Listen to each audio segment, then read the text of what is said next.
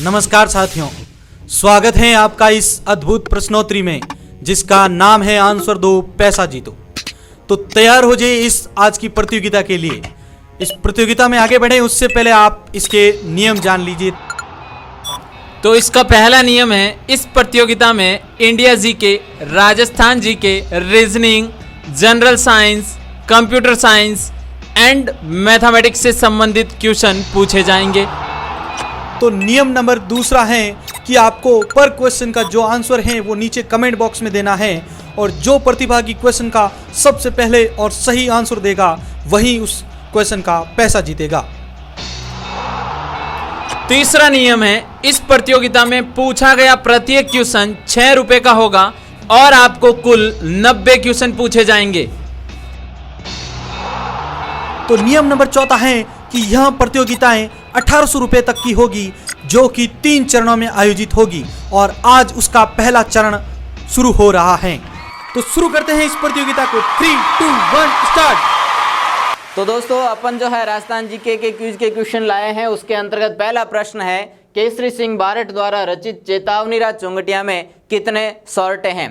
Option अ 10, option ब 12, option स 11 और ऑप्शन द। आपका समय शुरू होता है अब। आपको दिया जाता है 10 सेकंड का समय, जिसके अंतर्गत आपको आपका जो है कमेंट्स देना है।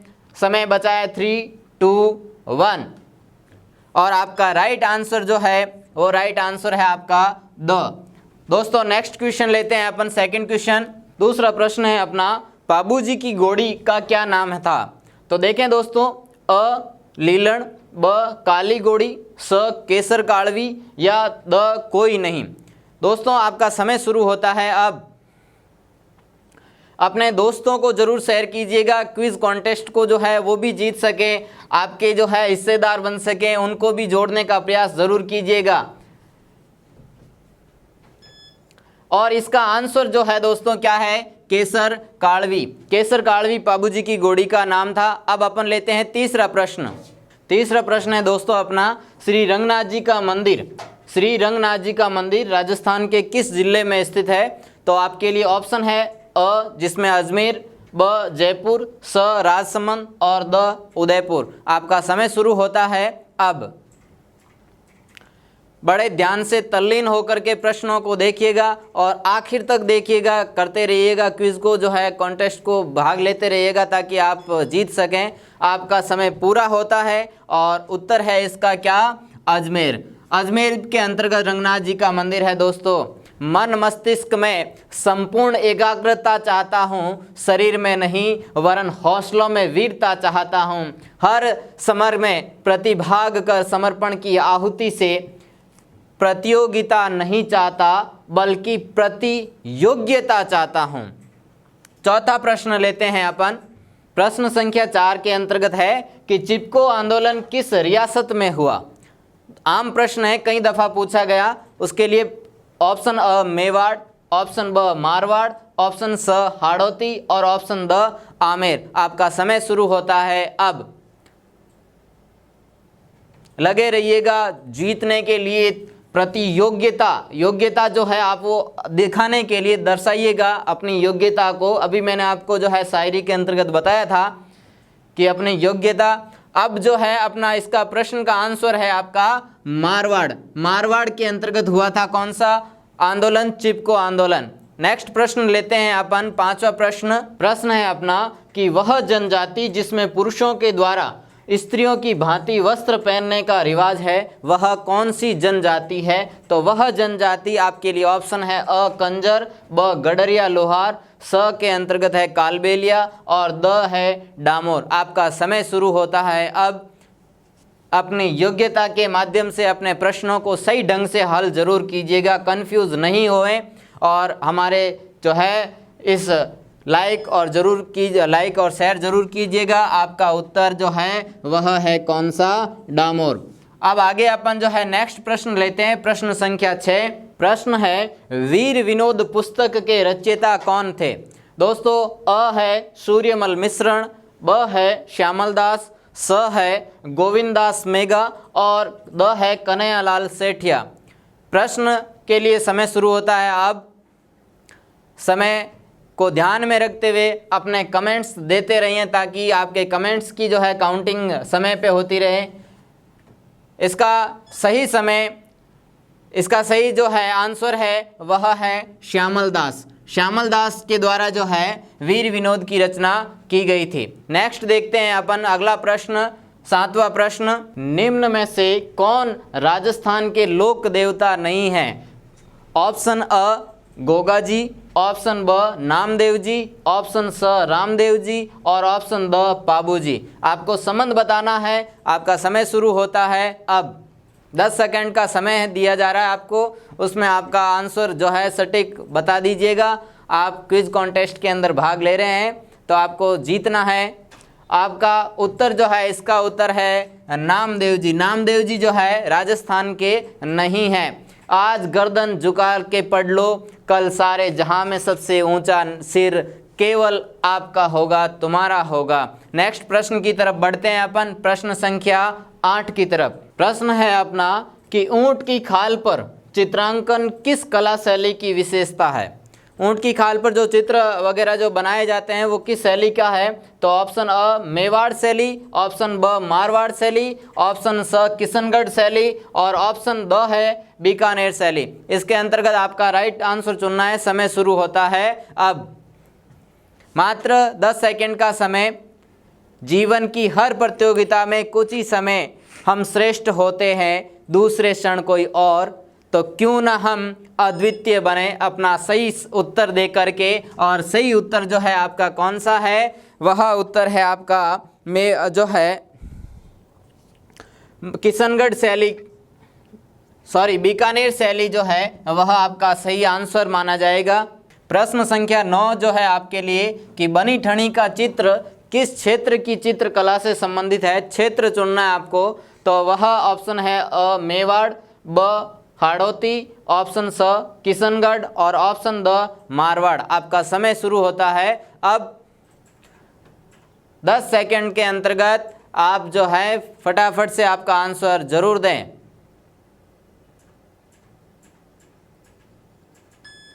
और आपका सही उत्तर जो है वह उत्तर है कौन सा? किशनगढ़। किशनगढ़ शैली के अंतर्गत जो है चित्र बनाए गए थे पुराने समय में बनी ठनी के। अब आगे अपन जो है प्रश्न संख्या 10 लेते हैं। तो दोस्तों अपना नेक्स्ट क्वेश्चन 10वां नंबर क्वेश्चन जो है, राजस्थान राज्य अभिलेखागार कहाँ स्थित है? राजस्थान राज्य अभिलेखागार कहाँ स्थित है? ऑप्शन अ बीकानेर, ऑप्शन ब जयपुर, ऑप्शन स जोधपुर और ऑप्शन द उदयपुर। आपका समय शुरू होता है अब। राइट आंसर जरूर दीजिएगा दोस्तों, कंफ्यूज नहीं होए। कंफ्यूज हो गए तो लिस्ट में नीचे चले जाएंगे, नहीं तो आपका सही आंसर आपने बिल्कुल सही सोचा है। कईयों ने सही उत्तर दिया है और वह उत्तर है आपका बीकानेर। बीकानेर के अंतर्गत राजस्थान राज्य अभिलेखागार स्थित है। बढ़ते हैं अपन नेक्स्ट क्वेश्चन की तरफ। नेक्स्ट क्वेश्चन नंबर 11, पिछवाई कला संबंधित है ऑप्शन अ मीराबाई से, ऑप्शन ब राम सीता से, ऑप्शन स महादेव से और ऑप्शन द श्री कृष्ण से। आपका आंसर देने का समय शुरू होता है अब। मात्र 10 सेकंड के अंदर। बहुत ही आम प्रश्न है, उत्तर जरूर दीजिएगा। और उत्तर जो है वह है आपका श्री कृष्ण से। श्री कृष्ण की लीलाएं जो है वह पिछवाई कला से संबंधित है। अब अपन बढ़ते हैं नेक्स्ट प्रश्न की तरफ। तो प्रश्न है अपना 12वें नंबर का कि पर्यटन की दृष्टि से महल एवं फुहारों के लिए प्रसिद्ध नगर कौन सा है? तो उसके लिए ऑप्शन है जयपुर, ऑप्शन ब उदयपुर, ऑप्शन स डीग और ऑप्शन द अलवर। इनमें से चुनना है। समय शुरू होता है अब इनके अंतर्गत आपको सोच के उत्तर देना है। कमेंट के अंदर लिखिएगा जल्दी से। कईयों के उत्तर आ रहे हैं, वास्तव में सही है। आपका उत्तर जो है इसमें सही है बिल्कुल, डीग। डीग को जो है महल और फुहारों के लिए प्रसिद्ध है। अब अपन 13वें प्रश्न की तरफ चलने से पहले थोड़ा सा देखें कि सोचने से कहाँ मिलते हैं तमन्नाओं के शहर, सोचने से कहाँ मिलते हैं तमन्नाओं के शहर, चलना भी जरूरी है मंजिल को पाने के लिए। अपने को क्विज पाने के लिए अपन बढ़ते हैं नेक्स्ट क्वेश्चन की तरफ। क्वेश्चन संख्या 13। प्रश्न 13 के अंतर्गत है कि बेंगू ठिकाना निम्न में से किस जिले में था। जब अपन ठिकाने पढ़े थे उस समय प्रश्न बताया था, कई बार कंपटीशन में भी आया हुआ है। तो उसके लिए ऑप्शन अ है अलवर, ऑप्शन ब चित्तौड़गढ़, ऑप्शन स जयपुर और ऑप्शन द उदयपुर। आपका समय शुरू होता है अब। इसके अंदर जो है अपना ऑप्शन कमेंट करते रहें और भी लोगों को जोड़ते रहें, सब्सक्राइब करते रहिएगा, वीडियो को लाइक ज़रूर कीजिएगा। और इसका जो है उत्तर आपके सामने है और वह है चित्तौड़गढ़। चित्तौड़गढ़ के अंतर्गत ही जो है ये बेंगू ठिकाना आता था। अब अपन जो है नेक्स्ट प्रश्न की तरफ चलते हैं। प्रश्न संख्या 14। प्रश्न है नंबर 14, जिसके अंदर दिया है कि किस मंदिर के बारे में कहा जाता है कि उसके निर्माण में पानी के स्थान पर घी का इस्तेमाल किया गया था। तो ऑप्शन अ है आपके सामने श्रीनाथ जी का मंदिर नाथद्वारा, ब है भांडासा जैन मंदिर बीकानेर, स है सांवलिया जी का मंदिर चित्तौड़गढ़ और ऑप्शन द है जामेश्वर महादेव का मंदिर उदयपुर। समय शुरू होता है अब। समय को ध्यान में रखते हुए अपने आंसर को जरूर दीजिएगा और बने रहिएगा, छोड़िएगा नहीं, क्विज आप जीत सकते हैं। आपका आंसर जो है अब समय खत्म हो रहा है, आपका आंसर बता रहा हूँ। भांडासा जैन मंदिर जो है उस मंदिर के बारे में ऐसा कहा गया था कि जब नींव रखी जाती थी तो उसमें जो है पानी की जगह घी का इस्तेमाल करके जो है इस मंदिर को बनाया गया था। तो आगे अपन जो है बढ़ने से पहले थोड़ा सा कह देता हूँ कि जो जितना जुलसता है वो उतना ही निखर के आता है। जो सैले तकलीफ मेहनत की वो हर रोज चमकता है। बढ़ते हैं अपन 15वें क्वेश्चन की तरफ। तो अपने राजस्थान जीके के अंतिम प्रश्न की तरफ चलते हैं। 15 नंबर प्रश्न उसमें है कि सन 1921 ईस्वी में स्थापित नरेंद्र मंडल का प्रथम अध्यक्ष किसे बनाया गया था। और आपके लिए ऑप्शन है ऑप्शन अ महाराजा गंगा सिंह, ऑप्शन ब उदयभान सिंह, ऑप्शन स जय सिंह और ऑप्शन द सरदार पटेल। आपका समय शुरू होता है अब जो है आप अपना उत्तर दीजिएगा जल्दी से जल्दी।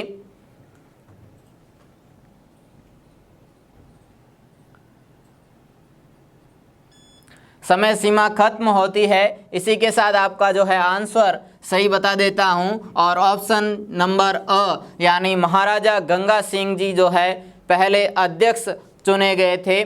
अब अपन जो है लेते हैं कि रख हौसला वो मंजर भी आएगा, रख हौसला वो मंजर भी आएगा, प्यासे के पास चल के समंदर भी आएगा, थक कर न बैठ ए मंजिल के मुसाफिर, मंजिल भी मिलेगी और मिलने का मज़ा भी आएगा।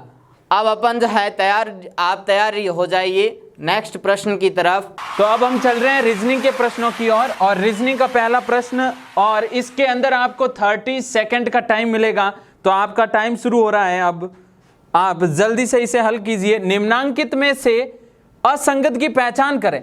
राजस्थान पुलिस 2018 15/8/2018 प्रथम पारी में पूछा गया प्रश्न है। ये आपके सामने 4 A, B, C और D। अब आपके पास 10 सेकंड पीछे बचे हुए हैं, जल्दी से इसका आंसर दीजिए।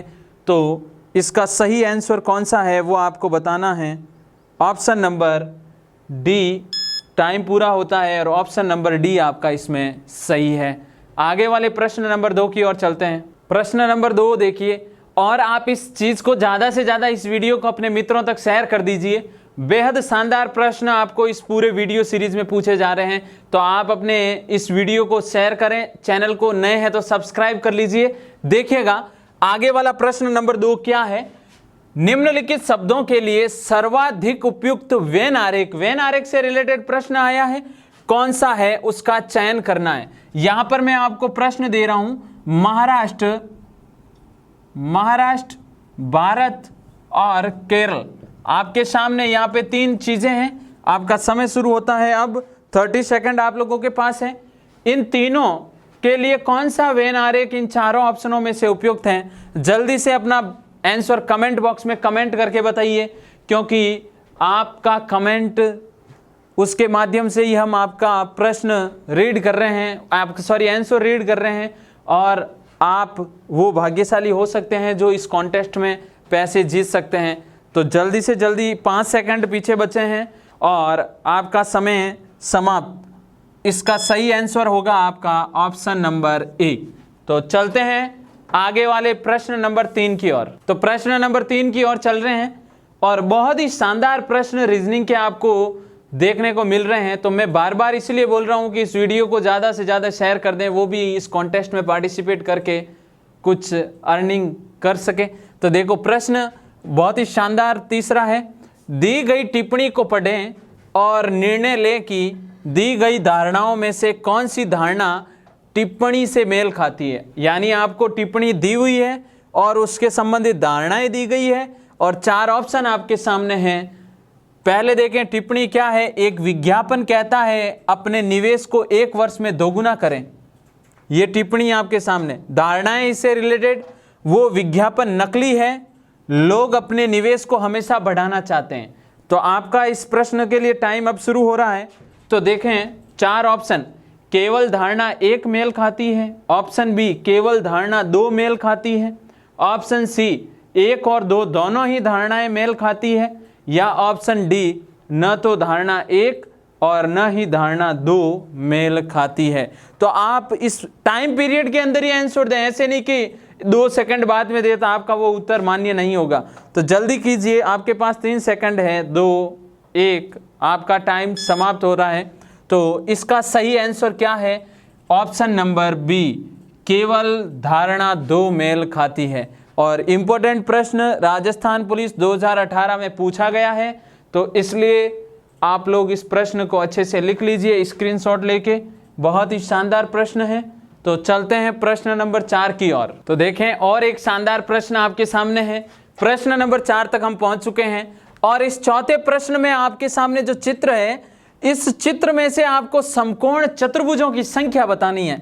समकोण चतुर्भुजों की संख्या का मीनिंग यानी 90 डिग्री जिसमें बन रहा है, 90 डिग्री का कोण बन रहा है, वो वाला चतुर्भुज आपको यहाँ से कितने बन रहे हैं उसके बारे में बताना है।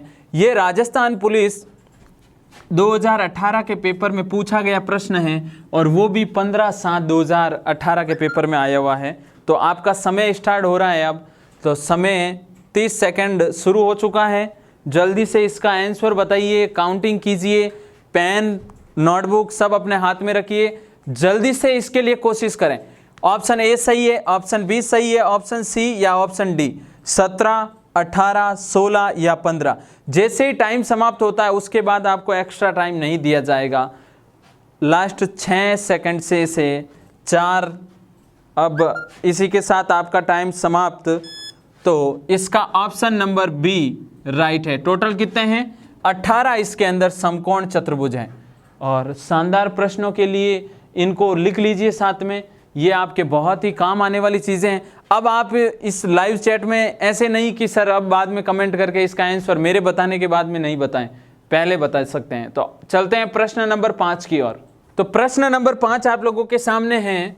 यदि यू, वी और डब्ल्यू का भाई है, यू, वी और डब्ल्यू का भाई है और एक्स डब्ल्यू की माँ है और वाई यू के पिता है, तो वाई के पिता एक्स के क्या लगेंगे? ये चीज आपको, बहुत ही शानदार प्रश्न, और ये भी आपके राजस्थान पुलिस 2018 के पेपर में पूछा गया प्रश्न है। तो शुरू हो रहा है आपका टाइम अब। तो जल्दी से इसका उत्तर दीजिए, टाइम का यूज करें। और ये आपके लिए एक बहुत ही अच्छी और बहुत ही शानदार प्रैक्टिस का मौका है, क्योंकि यहाँ पर आपको प्रश्न भी बहुत ही शानदार आपके एग्जाम से रिलेटेड मिल रहे हैं और आप अपने कितनी स्पीड से प्रश्नों का उत्तर दे सकते हो वो भी मौका, और साथ में सबसे बड़ी चीज़ घर बैठे पैसे जीतने का मौका आपको मिल रहा है। तो ज़्यादा से ज़्यादा इसे शेयर भी करें अपने मित्रों तक। 4 सेकंड शेष हैं आप लोगों के, 2, 1 और आपका टाइम समाप्त हो रहा है। तो इसका ऑप्शन नंबर ए सही है। इस प्रकार के अगर प्रश्न आप हल करना चाहते हैं तो इसमें आपको जो ये मैं दो चीज़ें आपको साथ में बता रहा हूँ, ये जो चेक्स आकार का जो डब्बा बनाया है, इस डब्बे के अंदर आपको किसे पुरुष के लिए ये डब्बा बनाना है, और ये वर्त है जो महिलाओं के लिए वर्त की आकृति। ठीक है ना, ये दो चीज़ें आप लोग ध्यान दीजिएगा, और इस प्रकार के प्रश्न बड़े ही सरल तरीके से आप कर सकते हैं। प्रश्न नंबर 6 की ओर चल रहे हैं। तो प्रश्न नंबर 6 को अच्छे से देखिएगा, और भी शानदार प्रश्न आपके सामने हैं। ये एक वेन आरेख आपको दिया हुआ है, और इस वेन आरेख में देखें फुटबॉल, बास्केटबॉल और हॉकी खेलने के लिए अलग अलग कॉलम, अलग अलग वर्त बनाए हुए हैं। टोटल छात्रों की संख्या कितनी है? 40। पूछा गया प्रश्न है, उपयुक्त वेन आरेख उन छात्रों का प्रतिनिधित्व करता है जो 40 छात्रों की कक्षा में फुटबॉल, बास्केटबॉल और हॉकी को पसंद करते हैं। ठीक है ना, तो बास्केटबॉल पसंद करने वाले छात्रों की कुल संख्या का पता लगाइए, और आपका समय शुरू हो रहा है। अब जल्दी से इस प्रश्न का उत्तर दीजिए, जल्दी से इस प्रश्न का उत्तर अपने कमेंट बॉक्स में कमेंट के माध्यम से बताइए, क्योंकि कॉन्टेस्ट आप लोगों के लिए बहुत ही शानदार तरीके से चल रहा है, और इसका ज़्यादा से ज़्यादा फ़ायदा उठाएं। 13 सेकंड आपके पीछे लेफ्ट रहे हैं, 10 सेकंड, जल्दी से आंसर दीजिए। 6 सेकंड, 4, 3, 2, 1, और आपका समय होता है समाप्त। इसका ऑप्शन नंबर बी राइट है। तो चलते हैं प्रश्न नंबर 7 की ओर, लेकिन इस प्रकार के प्रश्नों को ज़रूर अपने वीडियो को बाद में फिर से देखिएगा, और ये प्रश्न अपनी नोटबुक में लिखिएगा, क्योंकि आपके आगामी राजस्थान पुलिस, पटवार, उससे रिलेटेड हर चीज़ के लिए ये टॉपिक बहुत ही इम्पोर्टेंट है। तो चलते हैं प्रश्न नंबर 7 की ओर। प्रश्न नंबर 7 की ओर चल रहे हैं, और 7वां प्रश्न बेहद महत्वपूर्ण है। राजस्थान पुलिस में आपके ये भी प्रश्न आ रखा है 2018 में ही, राजस्थान पुलिस 2018 के पेपर में ये प्रश्न आया हुआ है। लेकिन इस प्रश्न को अच्छे से सुनिएगा।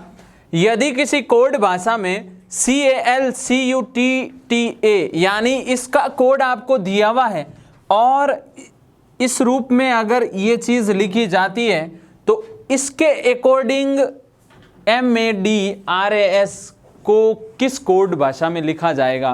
तो आपका समय शुरू होता है अब, और जल्दी से जल्दी इस प्रश्न को हल करके आंसर कमेंट बॉक्स में कमेंट करें, और फिर मैं आपको आपके सही ऑप्शन की ओर लेके जाऊंगा कि कौन सा ऑप्शन आपका सही है।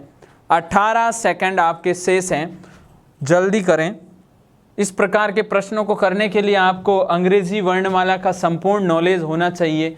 देखो, आज ये चीज़ें आपको पता चल रही होगी कि मेरे अंदर क्या चीज़ की कमी है, जिससे मैं यहाँ पे ये चीज़ इम्प्रूव कर सकता हूँ। टाइम आपका समाप्त, और इसका option number C right answer है। इस प्रकार के प्रश्नों को करने के लिए पूरी वर्णमाला अच्छे से तैयार कर लीजिए, आप लोगों के ही फ़ायदा है, और बहुत ज़्यादा फ़ायदा हो जाएगा।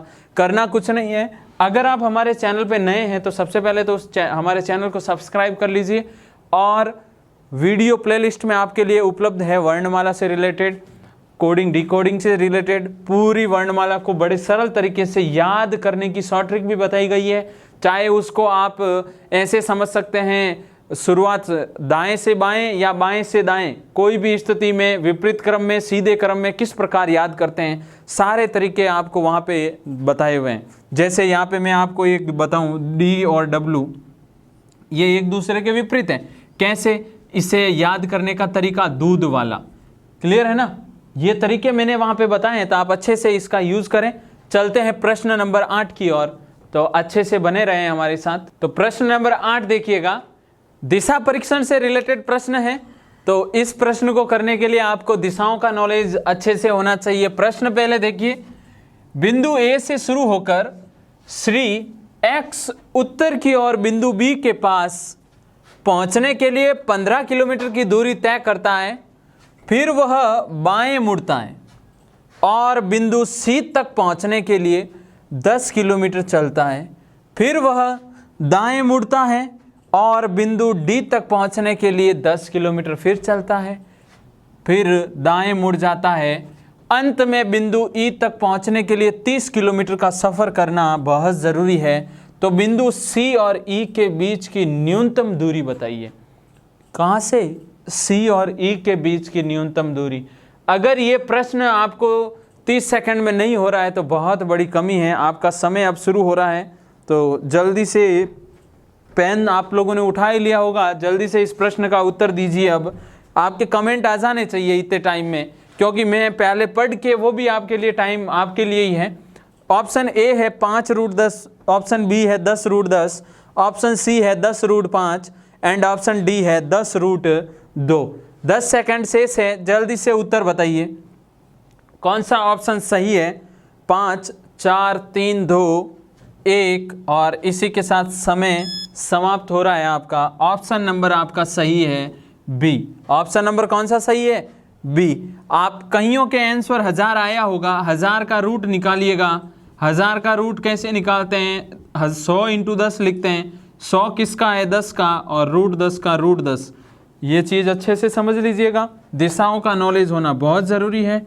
ये उत्तर है, ये दक्षिण है, ये पूर्व है, ये पश्चिम है। अगर उत्तर दिशा की बात करूं तो ये उत्तर दिशा का बायां है और ये दायां है। पूर्व की बात करूं तो ये बायां है और ये है दायां। अगर दक्षिण की बात करूं तो ये बायां है और ये है दायां। और पश्चिम दिशा की बात करूं तो ये बायां है और ये दायां। ये चीज़ें आनी चाहिए।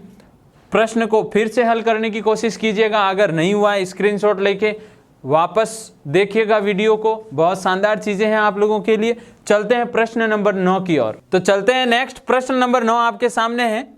निम्नलिखित अनुक्रम को देखें। राजस्थान पुलिस के अंदर 2018 के अंदर पूछा गया प्रश्न है ये भी, और इस प्रश्न को अच्छे से पढ़िए और फिर उत्तर आपको देना है।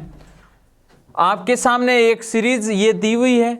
इस सीरीज के उपरोक्त अनुक्रम में प्रस्तुत तर्क के आधार पर उस पद को ढूंढें जो निम्नलिखित समूह से संबंधित नहीं है, यानी इस समूह में उसका स्थान ही नहीं है, उसको ढूंढना है।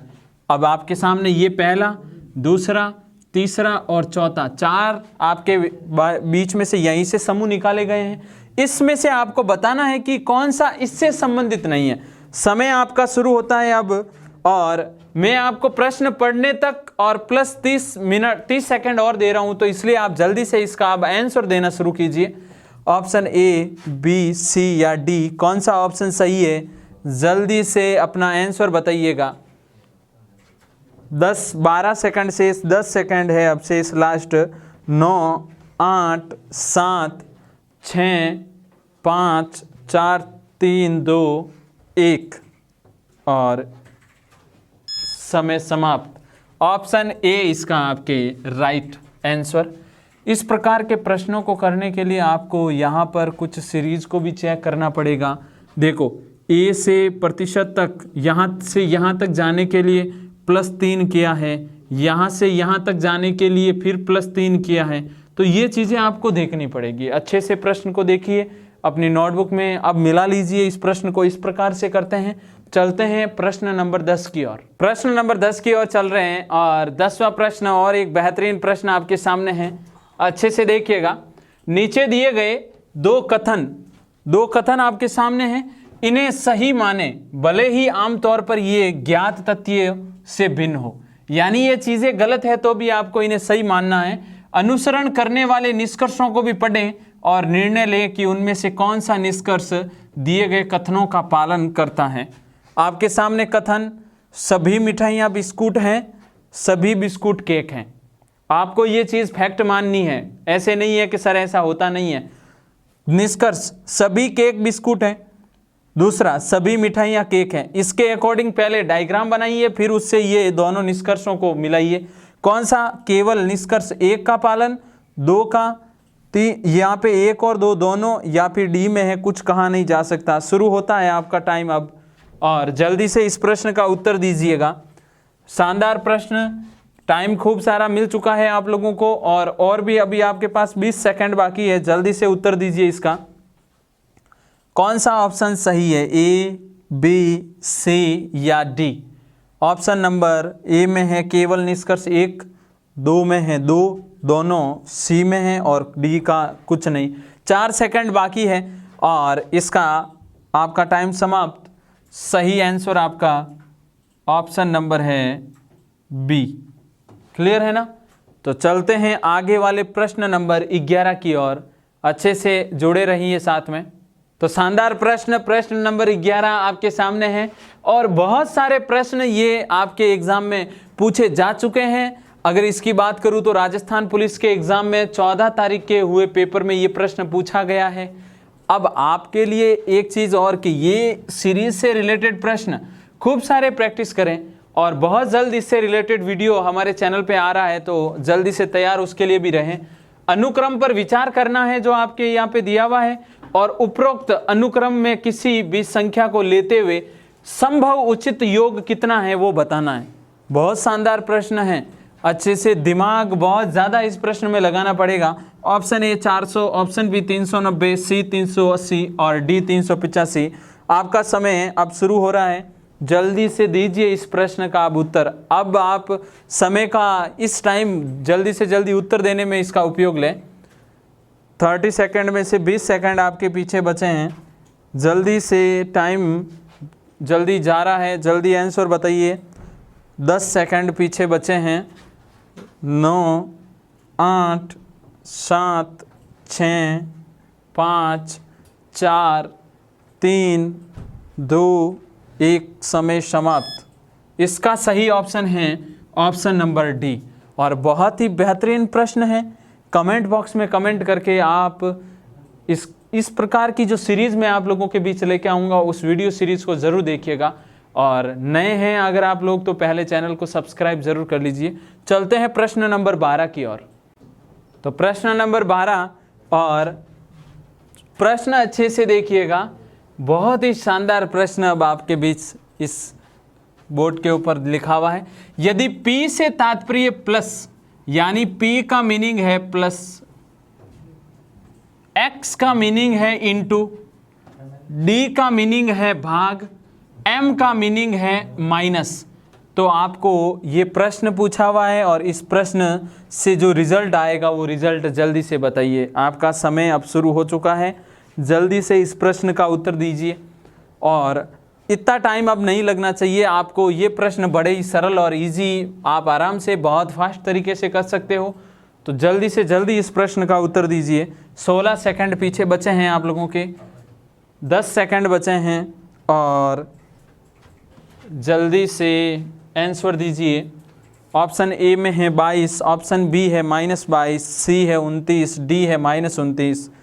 समय समाप्त। ऑप्शन नंबर ए आपका राइट है और करने में आपको ज़्यादा टाइम नहीं लगना चाहिए। 7 का 7 इंटू को ये इंटू ही कहा जाता है, 12 का 12, डी का मतलब यानी डी को कहा जाता है आपके भाग, 4 का 4, पी को क्या कहा जाता है प्लस, 6 का 6, एम को कहा जाता है माइनस, 5 का 5, 4 3 12, 7 3 21, 21 और 6 कितना होता है 31, 31 माइनस 1, 31 माइनस 5 सॉरी 22।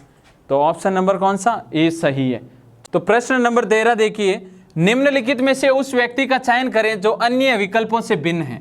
यानी यहाँ पे 4 ऑप्शन आपके सामने हैं और इन चारों से भिन्न ऑप्शन कौन सा है? राजस्थान पुलिस 14 तारीख के पेपर में 2018 में पूछा गया प्रश्न है और ये आपके बहुत ही शानदार प्रश्न आपके सामने। सीवी रमन, होमो जहांगीर बाबा, MS धोनी या श्रीनिवास रामानुजन, इन चारों में से कौन सा ऐसा ऑप्शन है जो विचित्र आपको अलग दिख रहा है? और बहुत ही शानदार प्रश्न। अगर मैं MS धोनी की बात करूं तो उन्होंने अभी संन्यास लिया है। आपका समय अब शुरू हो रहा है, जल्दी से आंसर दीजिए। सीवी रमन, होमो जहांगीर बाबा, MS धोनी या श्रीनिवास रामानुजन। 17 सेकंड से इसका सबके सही आंसर आना चाहिए। अगर इतनी चीज़ नहीं सोच सकते तो बहुत कंपटीशन एग्ज़ाम में बहुत ज़्यादा भीड़ है आप लोगों के लिए। जल्दी से इसका ऑप्शन दीजिए। राइट आंसर क्या होगा, कौन सा ऑप्शन सही होगा? आपका समय अब समाप्त। ऑप्शन नंबर सी इसका राइट आंसर है। रीज़न, सीवी रमन, होमो जहांगीर बाबा और श्रीनिवास रामानुजन, इनका साइंस के या कहीं ना कहीं खोज, यानी आप समझ सकते हो प्रयोग इन्होंने कहीं ना कहीं किए हैं, उनसे रिलेटेड इनका नाम आता है। लेकिन MS धोनी ये इनका संबंध क्रिकेट खेल जगत से हैं, तो इसलिए ये इन चारों से अलग हैं। चलते हैं प्रश्न नंबर 14 की ओर। प्रश्न नंबर 14, और हर कंपटीशन एग्जाम जहां रीजनिंग बहुत ज़्यादा आती है उसमें ये प्रश्न पूछा जाता है, क्योंकि श्रृंखला से रिलेटेड प्रश्न आपको प्रत्येक पेपर में मिल जाएगा। यहाँ पर आपको बताना है कि श्रृंखला में अनुपस्थित अक्षरांकीय युग्म के लिए सर्वाधिक उपयुक्त विकल्प का चयन करें। यानी इस 10P के बाद 13M, 13M के बाद 16J, 16J के बाद 19G, तो आगे यहाँ पे क्वेश्चन मार्क की जगह क्या आएगा। आपका समय शुरू हो रहा है, तो जल्दी से बताइए कौन सा ऑप्शन सही है। ऑप्शन ए है 22D, ऑप्शन बी है 25K, ऑप्शन सी है 28P एंड ऑप्शन डी है 20T। 20 सेकंड से जल्दी से आंसर दीजिए, और आप अपना IQ लेवल भी चेक कर सकते हैं कि इसका कौन सा ऑप्शन सही होगा। जल्दी से इसका आंसर दीजिए। 6 सेकंड शेष। 5, 4, 3, 2, 1 और समय समाप्त। देखिएगा इसका ऑप्शन नंबर कौन सा सही है, ऑप्शन नंबर ए। उसका रीज़न आपको मैं बता देता हूँ। 10 से आप 3 तक जाते हो, +3 किया। 13 से 16 +3, 16 से 19 +3, 19 से आगे +3 करूंगा तो 22 ही आएगा, और 22 एक ही ऑप्शन में है। ज़्यादा इतना दिमाग नहीं लगाना है कि सर PMJG इसका क्या होगा। आप चाहें तो देख सकते हैं P कितने पे आता है, 16 पे, M कितने पे आता है, 13 पे, J कितने पे आता है, J की पोजीशन, और इस G की पोजीशन G7 पे आता है। इसका नंबर कौन सा है, तो इसका नंबर आपके हैं आप ABCDEFGHIJ, K से पहले आता है तो K 11 पे है, ये 10 पे है। 6 से 13 हुआ -3, 13 से 10 हुआ -3, 10 से 7 हुआ -3, तो और -3 करूंगा 4 पे कौन आता है, D, यानी 22D आपका सही आंसर है। तो अब लास्ट प्रश्न आप लोगों के बीच है, और कोशिश और भी आप लोगों के लिए खूब सारे प्रश्न आगे आने वाले हैं, तो कंटिन्यू जुड़े रहिएगा साथ में, और नए हैं तो सब्सक्राइब जरूर कर लीजिएगा। बहुत शानदार प्रश्न आपको रीजनिंग के मिले हैं, तो स्क्रीनशॉट लेके उन प्रश्नों को आप लोगों ने अपने पास सेव किया होगा, और आप वापस इस वीडियो को ज़रूर प्ले करें एक बार, ताकि उससे इन प्रश्नों से आप नोट्स बना सकें, क्योंकि कंपटीशन एग्जाम में बहुत ही महत्वपूर्ण प्रश्न आपको आज पूछे जा रहे हैं। तो चलते हैं लास्ट प्रश्न नंबर 15 की ओर। तो अंतिम प्रश्न देखिए, प्रश्न नंबर 15, असंगत की पहचान कीजिए। और इस पूरे रीजनिंग की जो सीरीज है उसमें मैंने आपको बहुत सारे प्रश्न इससे रिलेटेड पूछे हैं, तो जहाँ तक हैं इससे रिलेटेड प्रश्न आपके जो डाउट्स है वो क्लियर हुए होंगे, क्योंकि आपको देखते ही ये चीज़ें पता चल जानी चाहिए कि असंगत की पहचान करनी है। तो आपका समय इसके लिए शुरू हो रहा है, जल्दी से इस प्रश्न का उत्तर दीजिए। कौन सा A, B, C और D, इन चारों में से आपको विचित्र कौन लग रहा है, असंगत कौन सा लग रहा है। तो 20 सेकंड शेष हैं, जल्दी से कमेंट बॉक्स में कमेंट करके अपने आंसर दीजिए, और पैसा जीतने का ज़्यादा से ज़्यादा फ़ायदा उठाइए, क्योंकि आप में से कोई एक भाग्यशाली विजेता जीतेगा पूरे पैसे। तो जल्दी से कमेंट बॉक्स में कमेंट करें। 4, 3, 2, 1 और 0, समय समाप्त, और ऑप्शन नंबर आपका D इसके लिए सही है। रीज़न आपको यहाँ पे ये जो A है, B है और C है, ये तीनों क्या है, ये तीनों किसी न किसी देश की मुद्राओं के चिन्ह हैं। ये हैज़ मुद्रा का चिन्ह नहीं है, ये अलग है, ये तीनों आपके किसी न किसी देश की मुद्रा का चिन्ह है। तो आप कंटिन्यू बने रहें और आगे आने वाले प्रश्नों का उत्तर दीजिएगा। रीजनिंग की सीरीज 1 से 15 तक मैंने जो प्रश्न पूछे हैं उसके आधार पर स्वयं का मूल्यांकन आप लोगों ने किया होगा, और आपको पता चला होगा कि हमारा रीजनिंग में IQ लेवल क्या है, हम कहाँ तक कितने टाइम में कम समय में प्रश्नों को हल कर पाने के योग्य हैं या नहीं। तो कंटिन्यू बने रहें, और आगे आपको और भी नए प्रश्न मिलने वाले हैं। इसमें आपका पहला सवाल रहेगा साइंस का, ब्रह्मांड में सबसे अधिक मात्रा में पाया जाने वाला तत्व। 4 ऑप्शन आपके सामने है, हाइड्रोजन, नाइट्रोजन, हीलियम और ऑक्सीजन। आपका समय शुरू होता है अब। 4 ऑप्शन है, एक ऑप्शन पे क्लिक कीजिए।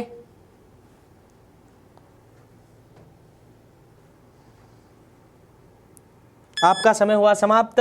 इसका आंसर है 4 नंबर ऑप्शन। दूसरे क्वेश्चन की ओर बढ़ रहा हूं मैं। दूसरा क्वेश्चन ये है, सापेक्षिकता का सिद्धांत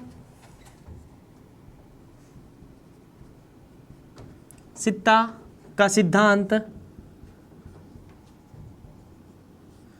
कौन से वैज्ञानिक ने दिया?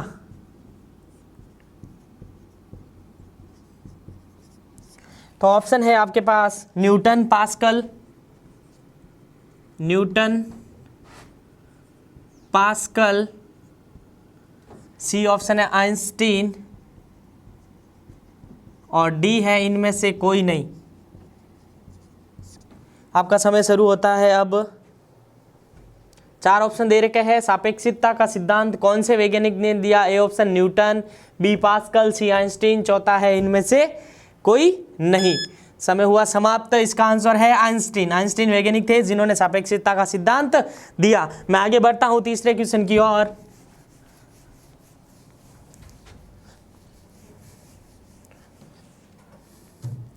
तीसरा है एक हीटर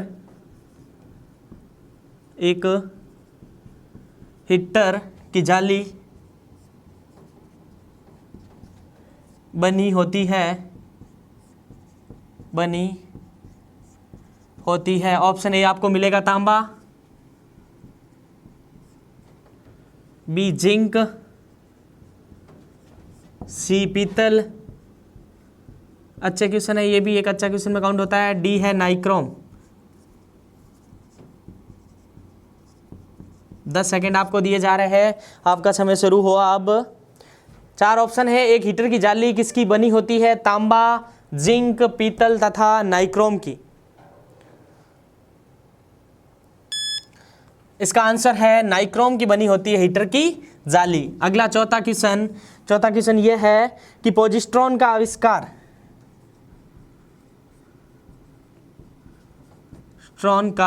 आविष्कार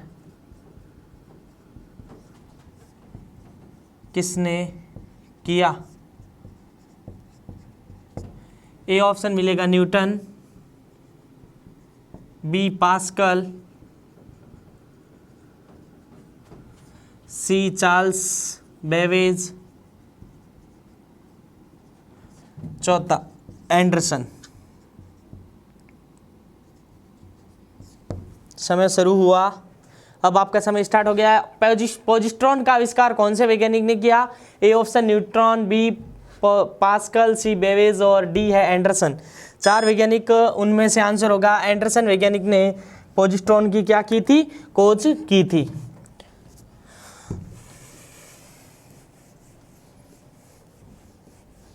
चार क्वेश्चन हो गए। 5वां क्वेश्चन ये है कि मैं उसमें आपको पहले ऑप्शन दूंगा फिर क्वेश्चन लिखूंगा।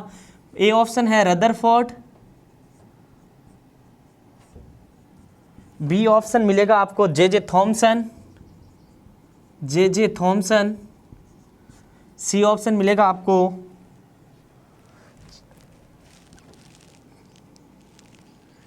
चैंडविक, और डी ऑप्शन आपको मिलेगा फेराडे। इसमें से जो अल्फा प्रकीर्णन प्रयोग है, अल्फा प्रकीर्णन प्रयोग कौन से वैज्ञानिक? आपका समय शुरू हुआ अब। कौन से वैज्ञानिक है जिन्होंने अल्फा प्रकीर्णन प्रयोग के बारे में बताया? 5वां क्वेश्चन आज का कॉन्टेस्ट, पैसा जीतो कॉन्टेस्ट का 5वां क्वेश्चन। समय आपका हुआ समाप्त। इसका आंसर होगा रदरफोर्ड। क्या होगा? रदरफोर्ड। ये रहा आपका छठा क्वेश्चन। क्यूरी किसकी इकाई है? जल्दी से बताइएगा। 5-10 सेकेंड आपको दिए जा रहे हैं। पहला ऑप्शन है ताप, दूसरा उष्मा, तीसरा ऊर्जा, चौथा रेडियो धर्मिता। क्यूरी किसकी इकाई है? समय हुआ समाप्त। क्यूरी है रेडियो धर्मिता की इकाई। हम बढ़ते 7वें क्वेश्चन की ओर। फ़ारेनहाइट मान से मानव शरीर का तापमान होता है। आपका समय शुरू हुआ अब। 4 ऑप्शन दे रखा है। 97 डिग्री सेल्सियस, 97.5, 98 या 98.6 डिग्री सेल्सियस। जल्दी दीजिएगा आंसर। आपका समय समाप्त हुआ। इसका आंसर आप टिक कर दीजिएगा ऑप्शन नंबर 4। अगला 8वां क्वेश्चन प्रेरकत्व का मात्रक है। प्रेरकत्व किसका मात्रक है? कूलाम्ब, हेनरी, ओम या एम्पियर। आपका समय शुरू होता है अब। ऑप्शन ए कूलाम्ब, हेनरी, ओम या एम्पियर। 4 में से एक ऑप्शन आपको राइट करना है। बचे हैं आपके पास 2 सेकंड, 1 सेकंड और आपका समय हुआ समाप्त। इसका आंसर होगा हेनरी। अगला 9वां क्वेश्चन, गुब्बारे में भरी जाने वाली हल्की गैस कौन सी है? वैसे हाइड्रोजन है, नाइट्रोजन है, हीलियम है और ऑक्सीजन। 4 ऑप्शन में से एक आपको बताना है। आपका समय शुरू हुआ अब। हाइड्रोजन भी हल्की है, नाइट्रोजन, हीलियम और हीलियम, इन चारों में से कौन सी गैस है जो गुब्बारों में भरी जाती है? पैसा जीतो कॉन्टेस्ट, क्वेश्चन बताओ। ऑप्शन होगा 3 नंबर ऑप्शन, हीलियम गैस है जो गुब्बारों में भरी जाती है। 10वां क्वेश्चन, प्रोड्यूसर गैस किसका किसका मिश्रण है? CO+N2, CO+H2, CO+N2 और NO+N2। आपका समय शुरू हुआ अब। इन चारों में से एक ऑप्शन है जो प्रोड्यूसर गैस यानी भाप गैस का ऑप्शन है CO+N2, CO+H2, NO+N2, NO+H2। 4 में से एक ऑप्शन आपका समय हुआ समाप्त। ये वाला ऑप्शन इसमें राइट होगा, ऑप्शन नंबर 2। पैसों जीतो का 11वां क्वेश्चन, एथलीट फुट किसके कारण होता है? ये पूछा गया क्वेश्चन है। ऑप्शन ए जीवाणु, बी कवक, सी प्रोटोजोआ, डी इनमें से कोई नहीं। आपका समय शुरू हो चुका है। जीवाणु, कवक, प्रोटोजोआ या इसमें से कोई नहीं। एथलीट फुट किसके कारण होता है? कवक के कारण होता है। किसके कारण? कवक के कारण। कोशिकाओं का अध्ययन किसमें किया जाता है? आपका समय शुरू हुआ अब। 4 ऑप्शन आपके सामने, बैक्टीरिया, फसलों का, कोशिकाओं का या इनमें से कोई नहीं। 4 में से एक ऑप्शन राइट है। साइटोलॉजी का अध्ययन किसमें किया जाता है? किसका अध्ययन साइटोलॉजी में क्या कहलाता है? कोशिकाओं का अध्ययन। क्या किया जाता है? कोशिकाओं का अध्ययन। अगला क्वेश्चन आपका समय शुरू हुआ अब। न्यूट्रॉन की खोज कौन से वैज्ञानिक ने की थी? Option A Rutherford, J Thomson, Chadwick या न्यूटन ने रदरफोर्ड, थॉमसन, चैडविक और न्यूटन। कौन से वैज्ञानिक ने खोज की थी? 4 ऑप्शन, समय हुआ समाप्त। चैडविक वैज्ञानिक ने, शॉर्ट ट्रिक याद रखना NC, न्यूट्रॉन की खोज चैडविक ने की थी। 14वां क्वेश्चन आपका समय शुरू हुआ। रक्त एक है। ए ऑप्शन तरल संयोजी, बी उपकला, सी A व B और डी है NONEN, इनमें से कोई नहीं। 10 सेकंड आंसर है, जल्दी जवाब दीजिएगा। समय समाप्त हुआ। इसका आंसर है 1। रक्त एक तरल संयोजी उत्तक होता है। 15 क्वेश्चन है, टेफ्लॉन है। आपका समय शुरू हुआ अब। टेफ्लॉन क्या है? हाइड्रोकार्बन है या पेस्टनाशी है या क्लोरोफ्लोरोकार्बन है या इनमें से कोई नहीं। 4 ऑप्शन में से एक ऑप्शन आपको राइट करना है। पैसा जीतो कॉन्टेस्ट में। आपका समय समाप्त। इसका आंसर होगा क्लोरोफ्लोरोकार्बन। तो शुरू करते हैं कंप्यूटर विज्ञान की प्रश्नोत्तरी को। आपके सामने पहला प्रश्न है, कंप्यूटर साक्षरता दिवस कब मनाया जाता है? इसका ऑप्शन ए है आपका 5 दिसंबर, ऑप्शन बी है आपका 14 दिसंबर, ऑप्शन सी है आपका 22 दिसंबर और ऑप्शन डी है आपका 2 दिसंबर। आपका जो भी आंसर है नीचे कमेंट बॉक्स में उसका जो है आप अपना आंसर लिख दीजिए। आपके पास 10 सेकंड का समय है। आपका समय शुरू होता है अब। फटाफट इसका जो भी आंसर है नीचे लिख दीजिए, क्योंकि जो सबसे पहले आंसर देगा उसी को जो है पैसा दिया जाएगा। तो फटाफट कीजिए, आपके पास सिर्फ 3 सेकंड का समय रह गया है और आपका समय समाप्त हो चुका है। अब देखिए, इसका सही आंसर होगा कंप्यूटर साक्षरता दिवस 2 दिसंबर को मनाया जाता है। याद रखना है आपको, ठीक है। अब बढ़ते हैं हम दूसरे क्वेश्चन की ओर। तो दूसरा क्वेश्चन है आपके सामने, इनमें से कौन सर्च इंजन नहीं है? ऑप्शन ए है आपका गूगल, ऑप्शन बी है आपका याहू, ऑप्शन सी है आपका बेदू और ऑप्शन डी है आपका वोल्फ्रेम अल्फा। फटाफट इसका जो आंसर है नीचे कमेंट बॉक्स में लिख दीजिए। आपका समय शुरू होता है अब। आपके पास 10 सेकंड का समय है। जो पहले आंसर देगा वही पैसा जीतेगा। तो इस मौके को जो है आप मिस मत कीजिए। फटाफट जो है आपका आंसर नीचे लिख दीजिए। आपके पास 1 सेकंड का टाइम रहा है, तो आपका समय समाप्त हो चुका है। तो क्वेश्चन नंबर दूसरा है आपका, इनमें से कौन सर्च इंजन नहीं है? इसका सही आंसर होगा आपके वोल्फ्रेम अल्फा। देखिए, गूगल सर्च इंजन है, याहू सर्च इंजन है, बेदू जो है चीन का सर्च इंजन है। याद रखना अगर आपने इसका नाम नहीं सुना है तो। चलिए अब बढ़ते हैं क्वेश्चन नंबर तीसरे की ओर। तो क्वेश्चन नंबर तीसरा है आपके सामने, 1 मेगाबाइट यानी MB में कितने बाइट होते हैं? ऑप्शन ए है आपका 1024 किलोबाइट, ऑप्शन बी है आपका 1024 MB यानी मेगाबाइट और 1000, ऑप्शन सी है आपका 1024 GB यानी गीगाबाइट और ऑप्शन डी है आपका 1024 TB यानी टेराबाइट। फटाफट आपका जो आंसर है नीचे कमेंट बॉक्स में लिख दीजिए। आपका समय शुरू होता है अब। फटाफट कीजिए, आपका जो भी आंसर है नीचे कमेंट बॉक्स में लिख दीजिए, क्योंकि पर क्वेश्चन आप जो है 6 रुपए जीतने वाले हैं। जितने क्वेश्चन आप ज्यादा करेंगे उतने ज्यादा पैसे आपको पेटीएम में मिल जाएंगे। तो फटाफट कीजिए, आपका समय समाप्त हो चुका है। इसका सही आंसर होगा आपके 1 MB यानी मेगाबाइट में कितने बाइट होते हैं? तो इसका सही आंसर होगा आपके 1024 किलोबाइट। ऑप्शन ए आपका राइट है। चलिए बढ़ते हैं अब क्वेश्चन नंबर 4 की ओर। क्वेश्चन नंबर 4 है आपके सामने, प्रोसेसर के 3 मुख्य भाग हैं, इनमें से आपको सही आंसर देना है। ऑप्शन ए है आपका ALU, CPU और रैम।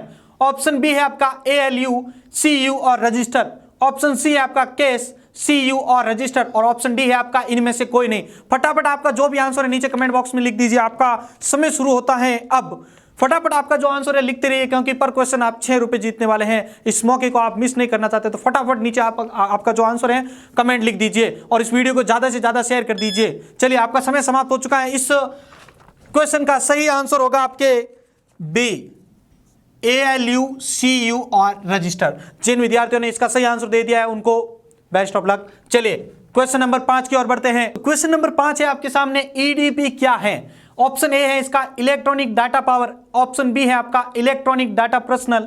ऑप्शन सी है आपका इलेक्ट्रॉनिक डाटा पार्ट और ऑप्शन डी है आपका इलेक्ट्रॉनिक डाटा प्रोसेसिंग। फटाफट आपका जो आंसर है नीचे कमेंट बॉक्स में लिख दीजिए। आपका समय शुरू होता है अब। फटाफट जो इसका आंसर है आप नीचे कमेंट बॉक्स में लिख दीजिए कि इसका ये आंसर है। आपके पास सिर्फ 4 सेकंड का समय बचा है, फटाफट कीजिए।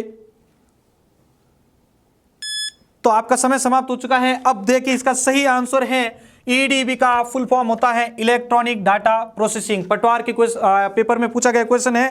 चलिए बढ़ते हैं हम क्वेश्चन नंबर 6 की ओर। क्वेश्चन नंबर 6 है आपके सामने, प्रथम गणना यंत्र कौन सा है। बहुत ही इजी सवाल है, फटाफट इसका आंसर नीचे कमेंट बॉक्स में लिख दीजिएगा। ऑप्शन ए है आपका कैलकुलेटर। ऑप्शन बी है आपका डिफरेंस इंजन। ऑप्शन सी आपका अबेकस और ऑप्शन डी है आपका घड़ी। फटाफट इस इजी से क्वेश्चन का आंसर नीचे कमेंट बॉक्स में दे दीजिए। आपका समय शुरू होता है अब। आपके पास 10 सेकंड का टाइम है, फटाफट आपका जो आंसर है नीचे लिख दीजिए, बाकी इस मौके को आप चूक जाएंगे। तो आपके पास सिर्फ 2 सेकंड का समय रह गया है, फटाफट इसका जो आंसर है नीचे कमेंट बॉक्स में लिख दीजिए। तो आपका समय समाप्त हो चुका है। इस क्वेश्चन का सही आंसर होगा आपके अबेकस।